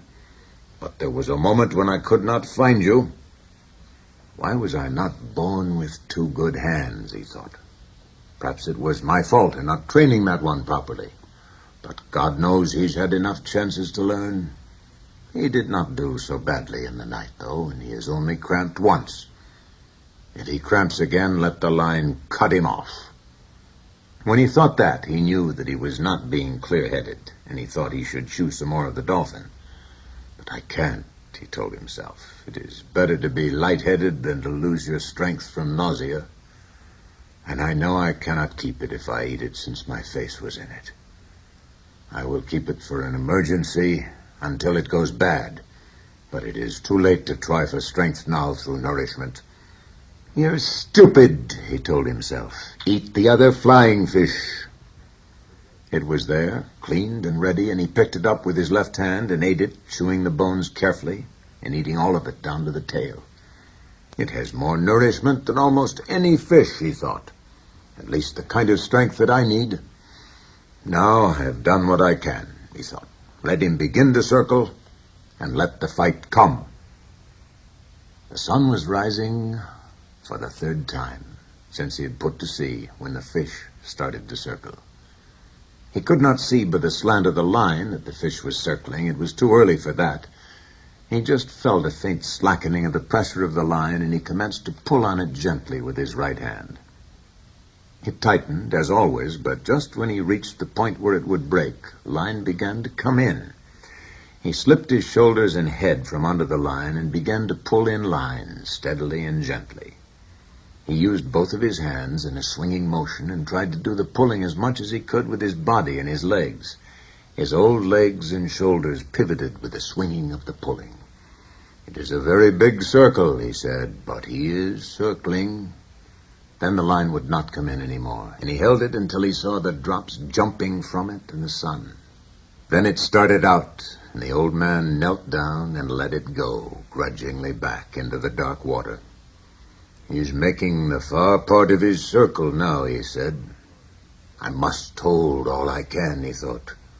"The strain will shorten his circle each time. Perhaps in an hour I will see him. Now I must convince him, and then I must kill him." But the fish kept on circling slowly, and the old man was wet with sweat and tired deep into his bones 2 hours later. But the circles were much shorter now, and from the way the line slanted, he could tell the fish had risen steadily while he swam. For an hour, the old man had been seeing black spots before his eyes, and the sweat salted his eyes and salted the cut over his eye and on his forehead. He was not afraid of the black spots. They were normal at the tension that he was pulling on the line. Twice, though, he had felt faint and dizzy, and that had worried him. "I could not fail myself and die on a fish like this," he said. "Now that I have him coming so beautifully, God help me endure. I'll say 100 Our Fathers and 100 Hail Marys, but I cannot say them now." "Consider them said," he thought. "I'll say them later." Just then he felt a sudden banging and jerking on the line he held with his 2 hands. It was sharp and hard-feeling and heavy. He's hitting the wire leader with his spear, he thought. That was bound to come. He had to do that. It may make him jump, though. I would rather he stayed circling now. The jumps were necessary for him to take air, but after that each one can widen the opening of the hook wound, and he can throw the hook. "Don't jump, fish," he said. "Don't jump." The fish hit the wire several times more, and each time he shook his head, the old man gave up a little line. I must hold his pain where it is, he thought. Mine does not matter. I can control mine, but his pain could drive him mad. After a while, the fish stopped beating at the wire and started circling slowly again. The old man was gaining line steadily now, but he felt faint again. He lifted some seawater with his left hand and put it on his head. Then he put more on and rubbed the back of his neck. I have no cramps, he said. He'll be up soon, and I can last. He'll have to last. Don't even speak of it. He kneeled against the bow and for a moment slipped the line over his back again. I'll rest now when he goes out in the circle and then stand up and work on him when he comes in, he decided. It was a great temptation to rest in the bow and let the fish make one circle by himself without recovering any line. But when the strain showed the fish had turned to come toward the boat, the old man rose to his feet and started the pivoting and the weaving pulling that brought in all the line he gained. I'm tireder than I have ever been, he thought. And now the trade wind is rising. But that will be good to take him in with. I need that badly. I'll rest on the next turn as he goes out, he said. I feel much better. Then in 2 or 3 turns more, I will have him. His straw hat was far in the back of his head, and he sank down into the bow with a pull of the line as he felt the fish turn. You work now, fish, he thought. I'll take you at the turn. The sea had risen considerably, but it was a fair weather breeze, and he had to have it to get home. I'll just steer south and west, he said. A man is never lost at sea, and it is a long island. It was on the 3rd turn that he saw the fish first. He saw him first as a dark shadow that took so long to pass under the boat that he could not believe its length. No, he said. He can't be that big. But he was that big, and at the end of this circle he came to the surface only 30 yards away, and the man saw his tail out of water. It was higher than a big scythe blade, and a very pale lavender above the dark blue water. It raked back, and as the fish swam just below the surface, the old man could see his huge bulk and the purple stripes that banded him. His dorsal fin was down, and his huge pectorals were spread wide. On this circle, the old man could see the fish's eye and the 2 gray sucking fish that swam around him. Sometimes they attached themselves to him. Sometimes they darted off. Sometimes they would swim easily in his shadow. They were each over 3 feet long, and when they swam fast, they lashed their whole bodies like eels. The old man was sweating now, but from something else besides the sun. On each calm, placid turn the fish made, he was gaining line, and he was sure that in 2 turns more he would have a chance to get the harpoon in. But I must get him close, close, he thought. I mustn't try for the head, I must get the heart. Be calm and strong, old man, he said. On the next circle, the fish's back was out, but he was a little too far from the boat. On the next circle, he was still too far away, but he was higher out of water, and the old man was sure that by gaining some more line, he could have him alongside. He'd rigged his harpoon long before, and its coil of light rope was in a round basket, and the end was made fast to the bit in the bow. The fish was coming in on his circle now, calm and beautiful looking, and only his great tail moving. The old man pulled on him all that he could to bring him closer. For just a moment, the fish turned a little on his side. Then he straightened himself and began another circle. I moved him, the old man said. I moved him then. He felt faint again now, but he held on the great fish all the strain that he could. I moved him, he thought. Maybe this time I can get him over. Pull, hands, he thought. Hold up, legs. Last for me, head, last for me. You never went. This time I'll pull him over. But when he put all of his effort on, starting it well out before the fish came alongside and pulling with all his strength, the fish pulled part way over and then righted himself and swam away.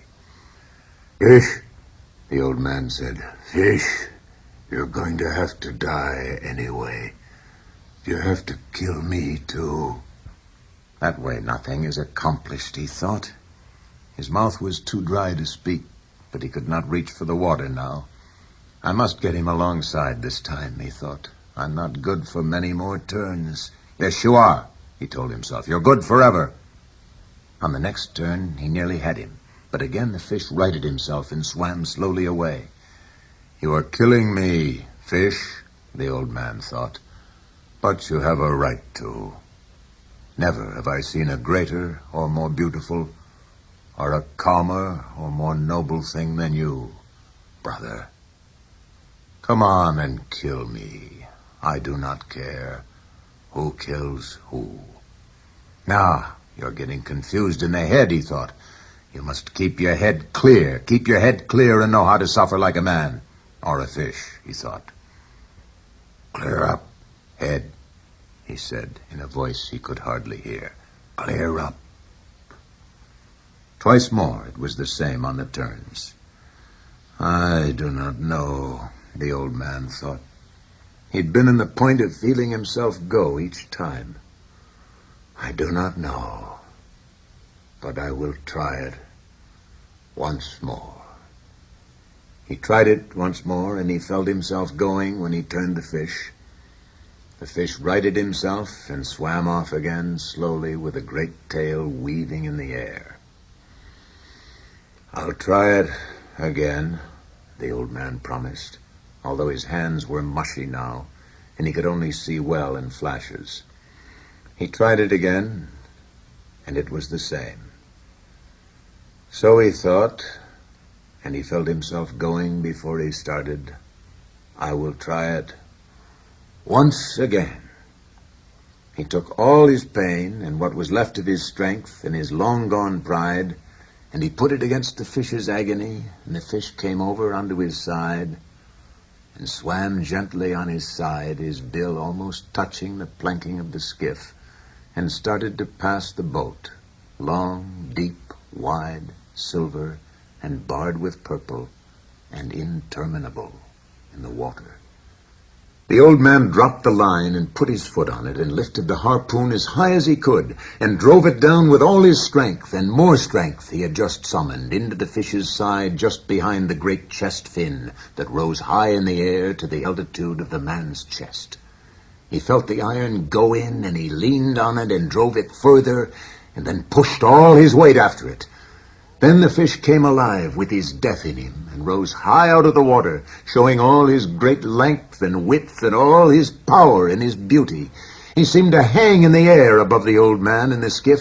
Then he fell into the water with a crash that sent spray over the old man and over all of the skiff. The old man felt faint and sick, and he could not see well, but he cleared the harpoon line and let it run slowly through his raw hands, and when he could see, he saw the fish was on his back with his silver belly up. The shaft of the harpoon was projecting at an angle from the fish's shoulder, and the sea was discoloring with the red of the blood from his heart. First it was dark as a shoal in the blue water that was more than a mile deep. Then it spread like a cloud. The fish was silvery and still and floated with the waves. The old man looked carefully in the glimpse of vision that he had. Then he took 2 turns of the harpoon line around the bit in the bow and laid his head in his hands. Keep my head clear, he said against the wood of the bow. I am a tired old man, but I have killed this fish, which is my brother, and now I must do the slave work. Now I must prepare the nooses and the rope to lash him alongside, he thought. Even if we were 2 and swamped her to load him and bailed her out, this skiff would never hold him. I must prepare everything then, bring him in and lash him well, and step the mast and set sail for home. He started to pull the fish in, to have him alongside, so that he could pass a line through his gills and out his mouth and make his head fast alongside the bow. I want to see him, he thought, and to touch and to feel him. He is my fortune, he thought, but that's not why I wish to feel him. I think I felt his heart he thought. When I pushed on the harpoon shaft the second time, bring him in now and make him fast and get the noose around his tail and another around his middle to bind him to the skiff. Get to work, old man, he said. He took a very small drink of the water. There's very much slave work to be done now that the fight is over. He looked up at the sky and then out to his fish. He looked at the sun carefully. It's not much more than noon, he thought, and the trade wind is rising. The lines all mean nothing now. The boy and I will splice them when we're home. Come on, fish, he said, but the fish did not come. Instead, he lay there, wallowing now in the seas, and the old man pulled the skiff up onto him. When he was even with him and had the fish's head against the bow, he could not believe his size. But he untied the harpoon rope from the bit, passed it through the fish's gills and out his jaws, made a turn around his sword, then passed the rope through the other gill, made another turn around the bill, and knotted the double rope and made it fast to the bit in the bow. He cut the rope then and went astern to noose the tail. The fish had turned silver from his original purple and silver, and the stripes showed the same pale violet color as his tail. They were wider than a man's hand with his fingers spread, and the fish's eye looked as detached as the mirrors in a periscope, or as a saint in a procession. It was the only way to kill him, the old man said. He was feeling better since the water, and he knew he would not go away, and his head was clear. He's over 1,500 pounds, the way he is, he thought. Maybe much more. If he dresses out 2/3 of that at 30 cents a pound. I need a pencil for that, he said. My head is not that clear, but I think the great DiMaggio would be proud of me today. I had no bone spurs, but the hands and the back hurt, truly. I wonder what a bone spur is, he thought. Maybe we have them without knowing of it. He made the fish fast to bow and stern and to the middle thwart. He was so big it was like lashing a much bigger skiff alongside. He cut a piece of line and tied the fish's lower jaw against his bill so his mouth would not open, and they would sail as cleanly as possible. Then he stepped the mast, and with the stick that was his gaff and with his boom rigged, the patched sail drew, the boat began to move, and half lying in the stern, he sailed southwest. He did not need a compass to tell him where southwest was. He only needed the feel of the trade wind and the drawing of the sail. I'd better put a small line out with a spoon on it and try and get something to eat and drink for the moisture. But he could not find a spoon, and his sardines were rotten.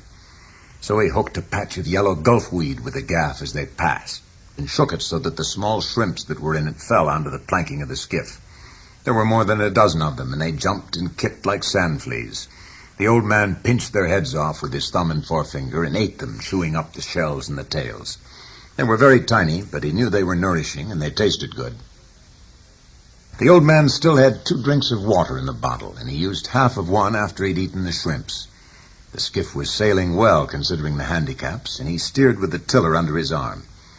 He could see the fish, and he had only to look at his hands and feel his back against the stern to know that this had truly happened, and was not a dream.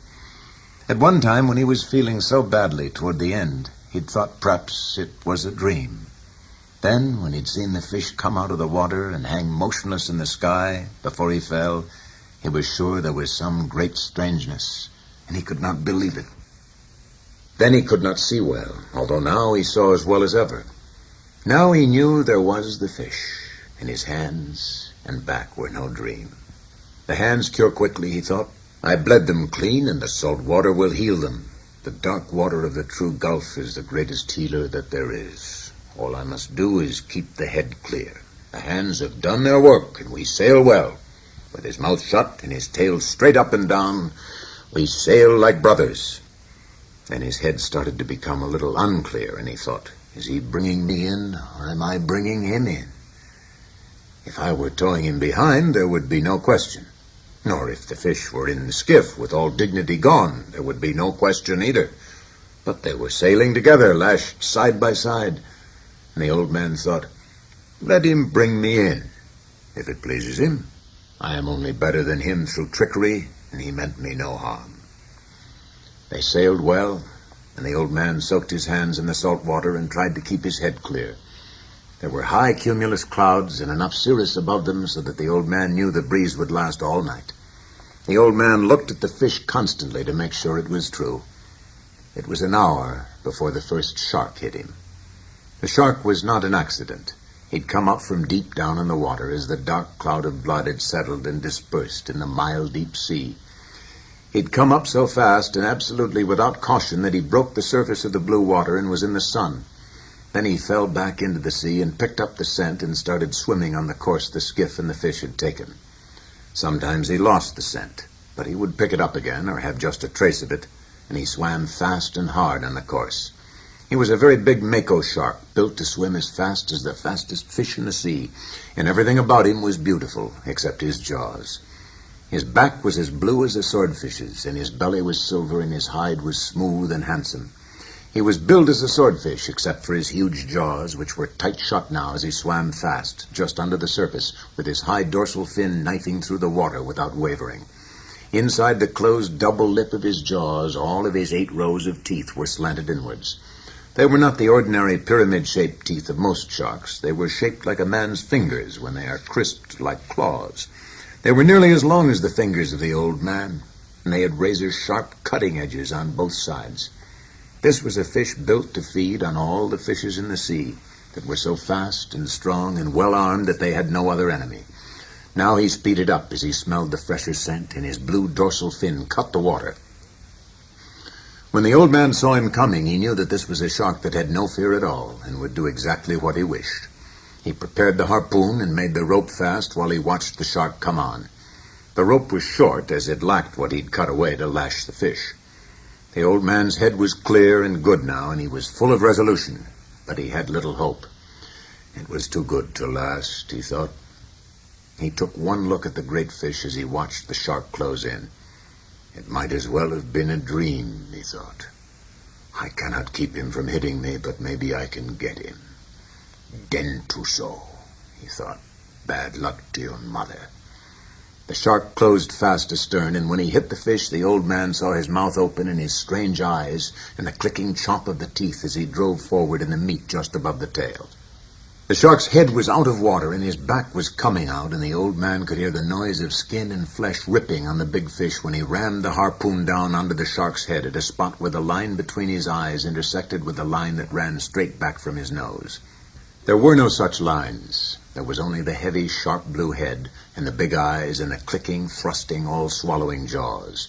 But that was the location of the brain, and the old man hit it. He hit it with his blood-mushed hands, driving a good harpoon with all his strength. He hit it without hope, but with resolution and complete malignancy. The shark swung over, and the old man saw his eye was not alive. And then he swung over once again, wrapping himself in 2 loops of the rope. The old man knew that he was dead, but the shark would not accept it. Then, on his back, with his tail lashing and his jaws clicking, the shark plowed over the water as a speedboat does. The water was white where his tail beat it, and 3/4 of his body was clear above the water when the rope came taut, shivered, and then snapped. The shark lay quietly for a little while on the surface, and the old man watched him. Then he went down, very slowly. He took about 40 pounds, the old man said aloud.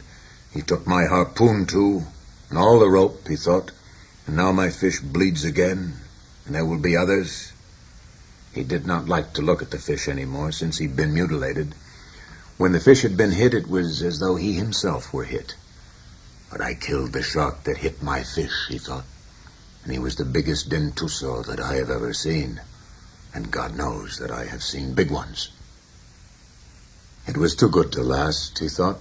I wish it had been a dream now, and that I'd never hooked the fish and was alone in bed on the newspapers. But man is not made for defeat, he said. A man can be destroyed, but not defeated. I'm sorry that I killed the fish, though, he thought. Now the bad time is coming, and I do not even have the harpoon. The dentuso is cruel and able and strong and intelligent, but I was more intelligent than he was. Perhaps not, he thought. Perhaps I was only better armed. Don't think, old man, he said aloud. Sail on this course and take it when it comes. But I must think, he thought, because it is all I have left. That and baseball. I wonder how the great DiMaggio would have liked the way I hit him in the brain. That was no great thing, he thought. Any man could do it. But do you think my hands were as great a handicap as the bone spurs? I cannot know.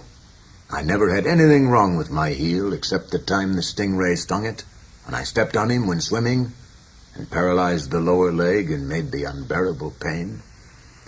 Think about something cheerful, old man, he said. Every minute now you are closer to home. You sail lighter for the loss of 40 pounds. He knew quite well the pattern of what could happen when he reached the inner part of the current, but there was nothing to be done now. Yes, there is, he said aloud. I can lash my knife to the butt of one of the oars. So he did that, with the tiller under his arm and the sheet of the sail under his foot. Now, he said, I am still an old man, but I am not unarmed. The breeze was fresh now, and he sailed on well.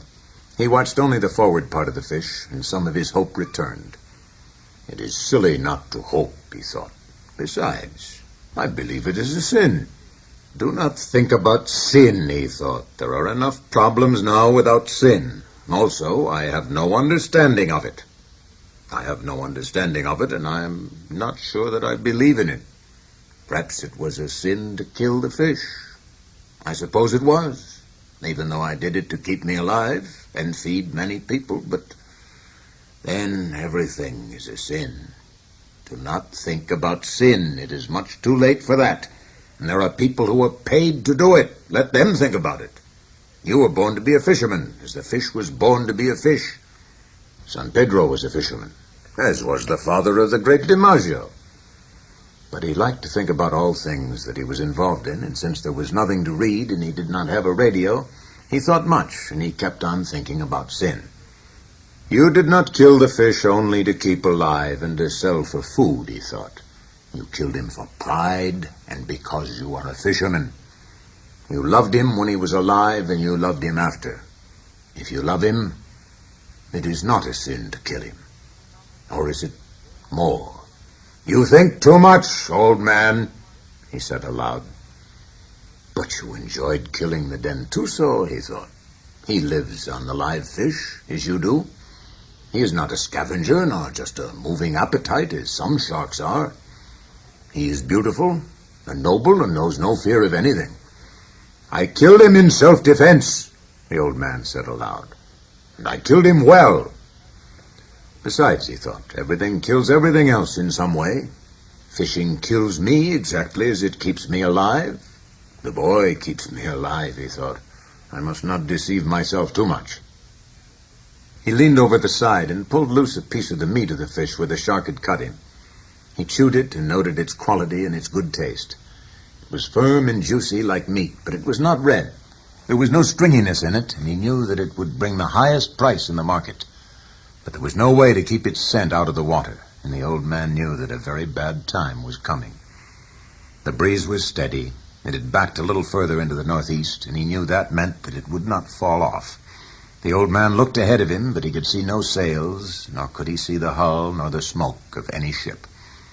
There were only the flying fish that went up from his bow, sailing away to either side, and the yellow patches of Gulf weed. He could not even see a bird. He had sailed for 2 hours, resting in the stern and sometimes chewing a bit of the meat from the marlin, trying to rest and to be strong, when he saw the first of the 2 sharks.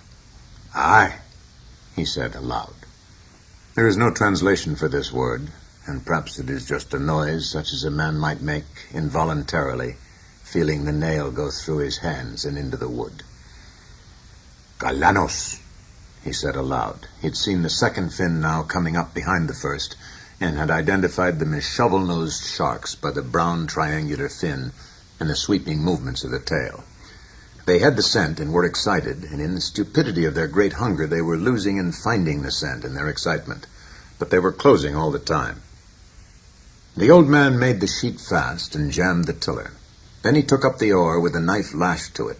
He lifted it as lightly as he could because his hands rebelled at the pain.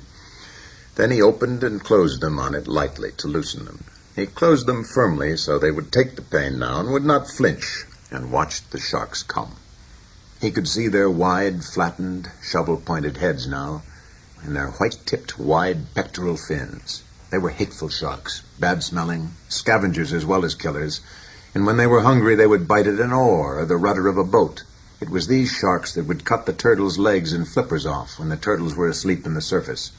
And they would hit a man in the water if they were hungry, even if the man had no smell of fish blood nor of fish slime on him. "Aye," the old man said. "Galanos. Come on, Galanos." They came, but they did not come as the Mako had come. One turned and went out of sight under the skiff, and the old man could feel the skiff shake as he jerked and pulled on the fish. The other watched the old man with his slitted yellow eyes, and then came in fast with his half-circle of jaws wide to hit the fish where he'd already been bitten. The line showed clearly on the top of his brown head and back where the brain joined the spinal cord, and the old man drove the knife and the oar into the juncture, withdrew it, and drove it in again into the shark's yellow cat-like eyes. The shark let go of the fish and slid down, swallowing what he'd taken as he died. The skiff was still shaking with the destruction the other shark was doing to the fish, and the old man let go the sheet so that the skiff would swing broadside and bring the shark out from under. When he saw the shark, he leaned over the side and punched at him. He hit only meat, and the hide was set hard, and he barely got the knife in. The blow hurt not only his hands, but his shoulder, too. But the shark came up fast with his head out, and the old man hit him squarely in the center of his flat-topped head as his nose came out of water and lay against the fish. The old man withdrew the blade and punched the shark exactly in the same spot again. He still hung to the fish with his jaws hooked, and the old man stabbed him in his left eye. The shark still hung there. "No," the old man said, and he drove the blade between the vertebrae and the brain. It was an easy shot now, and he felt the cartilage sever. The old man reversed the oar and put the blade between the shark's jaws to open them. He twisted the blade, and as the shark slid loose, he said, "Go on, Galano. Slide down a mile deep. Go see your friend, or maybe it's your mother." The old man wiped the blade of his knife and laid down the oar. Then he found the sheet, and the sail filled, and he brought the skiff onto her course. "I must have taken a quarter of him, and of the best meat," he said aloud. "I wish it were a dream, and that I had never hooked him. I'm sorry about it, fish. It makes everything wrong." He stopped, and he did not want to look at the fish now. Drained of blood and awash, he looked the color of the silver backing of a mirror, and his stripes still showed. "I shouldn't have gone out so far, fish," he said. "Neither for you nor for me. I'm sorry, fish." "Now," he said to himself, "look to the lashing and the knife, see if it has been cut, and get your hand in order, because there still is more to come." "I wish I had a stone for the knife," the old man said after he'd checked the lashing on the oar butt. "I should have brought a stone. You should have brought many things," he thought, "but you did not bring them, old man. Now is no time to think of what you do not have. Think of what you can do with what there is." "You give me much good counsel," he said aloud. "I'm tired of it." He held the tiller under his arm and soaked both his hands in the water as the skiff drove forward. "God knows how much that last one took," he said. "But she's much lighter now." He did not want to think of the mutilated underside of the fish. He knew that each of the jerking bumps of the shark had been meat torn away, and that the fish now made a trail for all sharks as wide as a highway through the sea. He was a fish to keep a man all winter, he thought.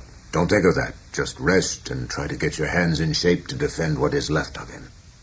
The blood smell from my hands means nothing now with all that scent in the water. Besides, they do not bleed much. There's nothing cut that means anything. The bleeding may keep the left from cramping. What can I think of now, he thought. Nothing. I must think of nothing and wait for the next ones. I wish it had really been a dream, he thought. But who knows? It might have turned out well. The next shark that came was a single shovel-nose. He came like a pig to the trough, if a pig had a mouth so wide that you could put your head in it. The old man let him hit the fish and then drove the knife and the oar down into his brain. But the shark jerked backwards as he rolled, and the knife blade snapped. The old man settled himself to steer. He did not even watch the big shark sinking slowly in the water, showing first life-size, then small, then tiny. That always fascinated the old man, but he did not even watch it now. "I have the gaff now," he said, "but it will do no good. I have the 2 oars and the tiller and the short club. Now they have beaten me," he thought. "I am too old to club sharks to death. But I will try it as long as I have the oars and the short club and the tiller." He put his hands in the water again to soak them. It was getting late in the afternoon, and he saw nothing but the sea and the sky. There was more wind in the sky than there had been, and soon he hoped that he would see land. "You're tired, old man," he said. "You're tired inside." The sharks did not hit him again until just before sunset. The old man saw the brown fins coming along the wide trail the fish must make in the water. They were not even quartering in the scent. They were headed straight for the skiff, swimming side by side. He jammed the tiller, made the sheet fast, and reached under the stern for the club. It was an oar handle from a broken oar, sawed off to about 2.5 feet in length. He could only use it effectively with one hand because of the grip of the handle, and he took good hold of it with his right hand, flexing his hand on it as he watched the sharks come. They were both galanos. "I must let the first one get a good hold and hit him on the point of the nose or straight across the top of the head," he thought. The 2 sharks closed together, and as he saw the one nearest him open his jaws and sink them into the silver side of the fish, he raised the club high and brought it down heavy and slamming onto the top of the shark's broad head. He felt the rubbery solidity as the club came down.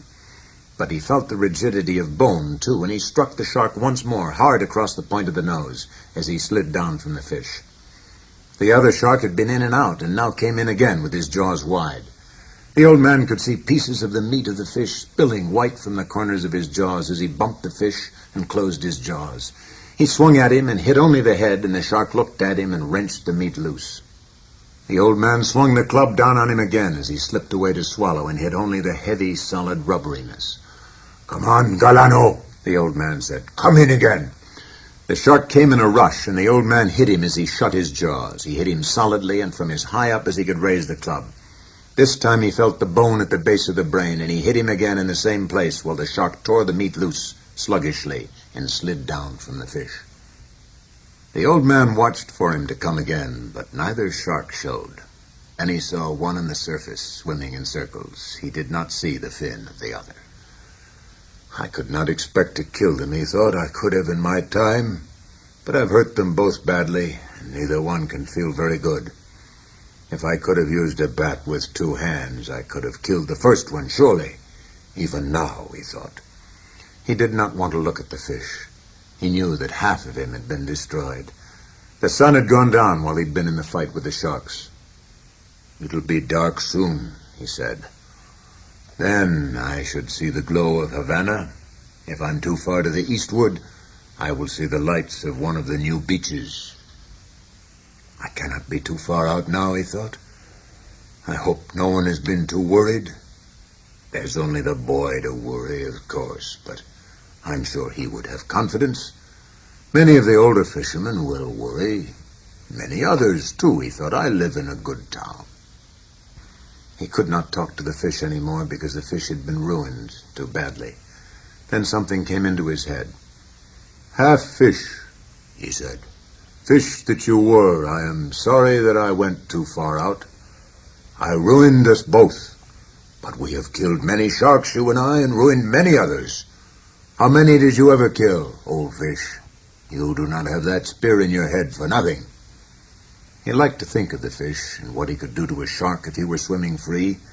"I should have chopped the bill off to fight them with," he thought. But there was no hatchet, and then there was no knife. But if I had and could have lashed it to an oar butt, what a weapon! Then we might have fought them together. "What will you do now if they come in the night?" "What can you do?" "Fight them," he said. "I'll fight them until I die." But in the dark now, and no glow showing, and no lights, and only the wind and the steady pull of the sail, he felt that perhaps he was already dead. He put his 2 hands together and felt the palms. They were not dead, and he could bring the pain of life by simply opening and closing them. He leaned his back against the stern and knew he was not dead. His shoulders told him. I have all those prayers I promised if I caught the fish, he thought. But I'm too tired to say them now. I'd better get the sack and put it over my shoulders. He lay in the stern and steered and watched for the glow to come in the sky. I have half of him, he thought. Maybe I'll have the luck to bring the forward half in. I should have some luck. No, he said, you violated your luck when you went too far outside. Don't be silly, he said aloud, and keep awake and steer. You may have much luck yet. I'd like to buy some if there's any place they sell it, he said. What could I buy it with, he asked himself. Could I buy it with a lost harpoon and a broken knife and 2 bad hands? You might, he said. You tried to buy it with 84 days at sea. They nearly sold it to you, too. I must not think nonsense, he thought. Luck is a thing that comes in many forms, and who can recognize her? I would take some now in any form and pay what they asked. I wish I could see the glow from the lights, he thought. I wish too many things. But that is the thing I wish for now. He tried to settle more comfortably to steer, and from his pain he knew he was not dead. He saw the reflected glare of the lights of the city at what must have been around 10 o'clock at night. They were only perceptible at first, as the light is in the sky before the moon rises. Then they were steady to see across the ocean, which was rough now with the increasing breeze. He steered inside of the glow, and he thought that now, soon, he must hit the edge of the stream. Now it is over, he thought. They will probably hit me again. But what can a man do against them in the dark without a weapon? He was stiff and sore now, and his wounds and all of the strained parts of his body hurt with the cold of the night. I hope I do not have to fight again, he thought. I hope so much I do not have to fight again. But by midnight he fought, and this time he knew the fight was useless. They came in a pack, and he could only see the lines in the water that their fins made, and their phosphorescence as they threw themselves on the fish. He clubbed at heads and heard the jaws chop and the shaking of the skiff as they took hold below. He clubbed desperately at what he could only feel and hear, and he felt something seize the club, and it was gone. He jerked the tiller free from the rudder and beat and chopped with it, holding it in both hands and driving it down again and again. But they were up to the bow now and driving in one after the other and together, tearing off the pieces of meat that showed glowing below the sea as they turned to come once more. One came, finally, against the head itself, and he knew that it was over. He swung the tiller across the shark's head where the jaws were caught in the heaviness of the fish's head, which would not tear. He swung it once and twice and again. He heard the tiller break, and he lunged at the shark with a splintered butt. He felt it go in, and knowing it was sharp, he drove it in again. The shark let go and rolled away. That was the last shark of the pack that came. There was nothing more for them to eat. The old man could hardly breathe now, and he felt a strange taste in his mouth. It was coppery and sweet, and he was afraid of it for a moment, but there was not much of it. He spat into the ocean and said, "Eat that, Galanos, and make a dream you've killed a man." He knew he was beaten now finally and without remedy, and he went back to the stern and found the jagged end of the tiller would fit in the slot of the rudder well enough for him to steer. He settled the sack around his shoulders and put the skiff on her course. He sailed lightly now, and he had no thoughts nor any feelings of any kind. He was past everything now, and he sailed the skiff to make his home port as well and as intelligently as he could. In the night, sharks hit the carcass as someone might pick up crumbs from the table. The old man paid no attention to them, and did not pay any attention to anything except steering. He only noticed how lightly and how well the skiff sailed. Now there was no great weight beside her. She's good, he thought. She's sound and not harmed in any way except for the tiller. That is easily replaced. He could feel he was inside the current now, and he could see the lights of the beach colonies along the shore. He knew where he was now, and it was nothing to get home. The wind is our friend anyway, he thought. Then he added, sometimes. And the great sea, with our friends and our enemies. And bed, he thought, bed is my friend. Just bed, he thought. Bed will be a great thing. It is easy when you're beaten, he thought. I never knew how easy it was. And what beat you, he thought. Nothing, he said aloud. I went out too far. When he sailed into the little harbor, the lights of the terrace were out, and he knew everyone was in bed. The breeze had risen steadily and was blowing strongly now. It was quiet in the harbor, though, and he sailed up onto the little patch of shingle below the rocks. There was no one to help him, so he pulled the boat up as far as he could. Then he stepped out and made her fast to a rock. He unstepped the mast and furled the sail and tied it. Then he shouldered the mast and started to climb. It was then he knew the depth of his tiredness. He stopped for a moment and looked back and saw in the reflection from the streetlight the great tail of the fish standing up well behind the skiff's stern. He saw the white naked line of his backbone and the dark mass of the head with the projecting bill and all the nakedness between. He started to climb again, and at the top he fell and lay for some time with the mast across his shoulder. He tried to get up, but it was too difficult, and he sat there with the mast on his shoulder and looked at the road. A cat passed on the far side, going about his business, and the old man watched it. Then he just watched the road. Finally he put the mast down and stood up. He picked the mast up and put it on his shoulder and started up the road. He had to sit down 5 times before he reached his shack. Inside the shack, he leaned the mast against the wall. In the dark, he found a water bottle and took a drink. Then he lay down in the bed. He pulled the blanket over his shoulders and then over his back and legs, and he slept face down in the newspapers with his arms out straight and the palms of his hands up. He was asleep when a boy looked in the door in the morning. It was blowing so hard that the drifting boats would not be going out, and the boy had slept late and then come to the old man's shack as he had come each morning.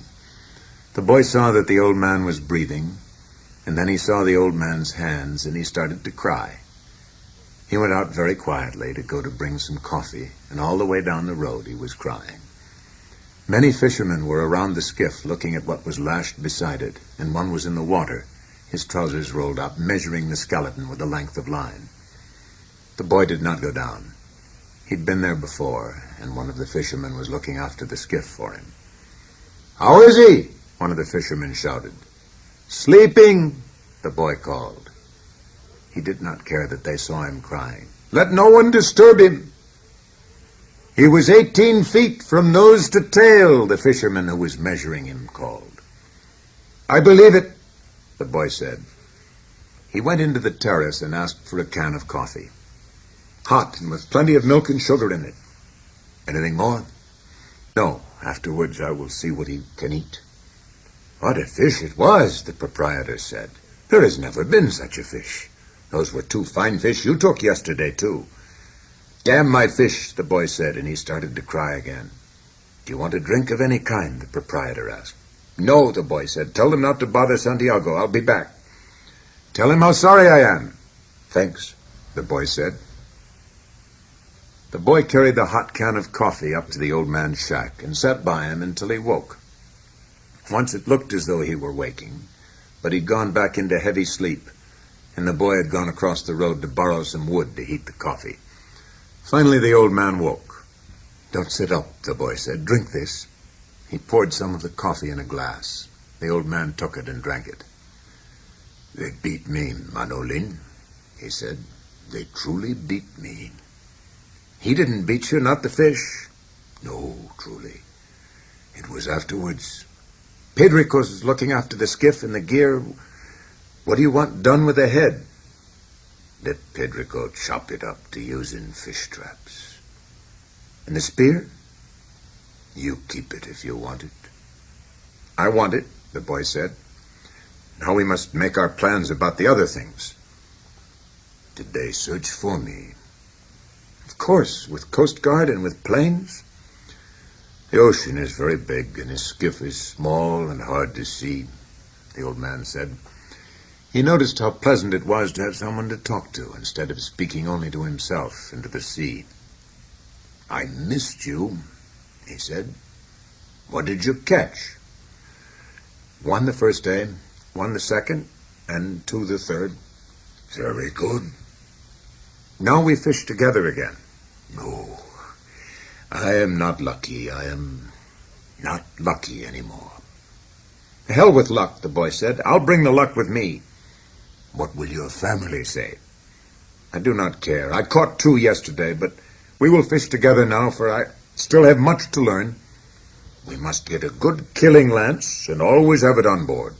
You can make the blade from a spring leaf from an old Ford. We can grind it in Guanabacao. It should be sharp and not tempered so it will break. My knife broke. I'll get another knife and have the spring ground. How many days of heavy brisa have we? Maybe 3, maybe more. I will have everything in order, the boy said. You get your hands well, old man. I know how to care for them. In the night I spat something strange and felt something in my chest was broken. Get that well, too, the boy said. Lie down, old man, and I will bring you your clean shirt and something to eat. Bring any of the papers of the time that I was gone, the old man said. You must get well fast, for there's much that I can learn, and you can teach me everything. How much did you suffer? Plenty, the old man said. I'll bring the food and the papers, the boy said. Rest well, old man. I'll bring stuff from the drugstore for your hands. Don't forget to tell Pedrico the head is his. No, I will remember. As the boy went out the door and down the worn Coral Rock Road, he was crying again. That afternoon there was a party of tourists at the terrace, and looking down on the water among the empty beer cans and dead barracudas, a woman saw a great long white spine with a huge tail at the end that lifted and swung with the tide while the east wind blew a heavy, steady sea outside the entrance to the harbor. What's that? She asked a waiter and pointed to the long backbone of the great fish that was now just garbage waiting to go out with the tide. Tiburon, the waiter said. A shark. He was meaning to explain what had happened. I didn't know sharks had such handsome, beautifully formed tails. I didn't either, her male companion said. Up the road in his shack, the old man was sleeping again. He was still sleeping on his face, and the boy was sitting by him, watching him. The old man was dreaming about the lion.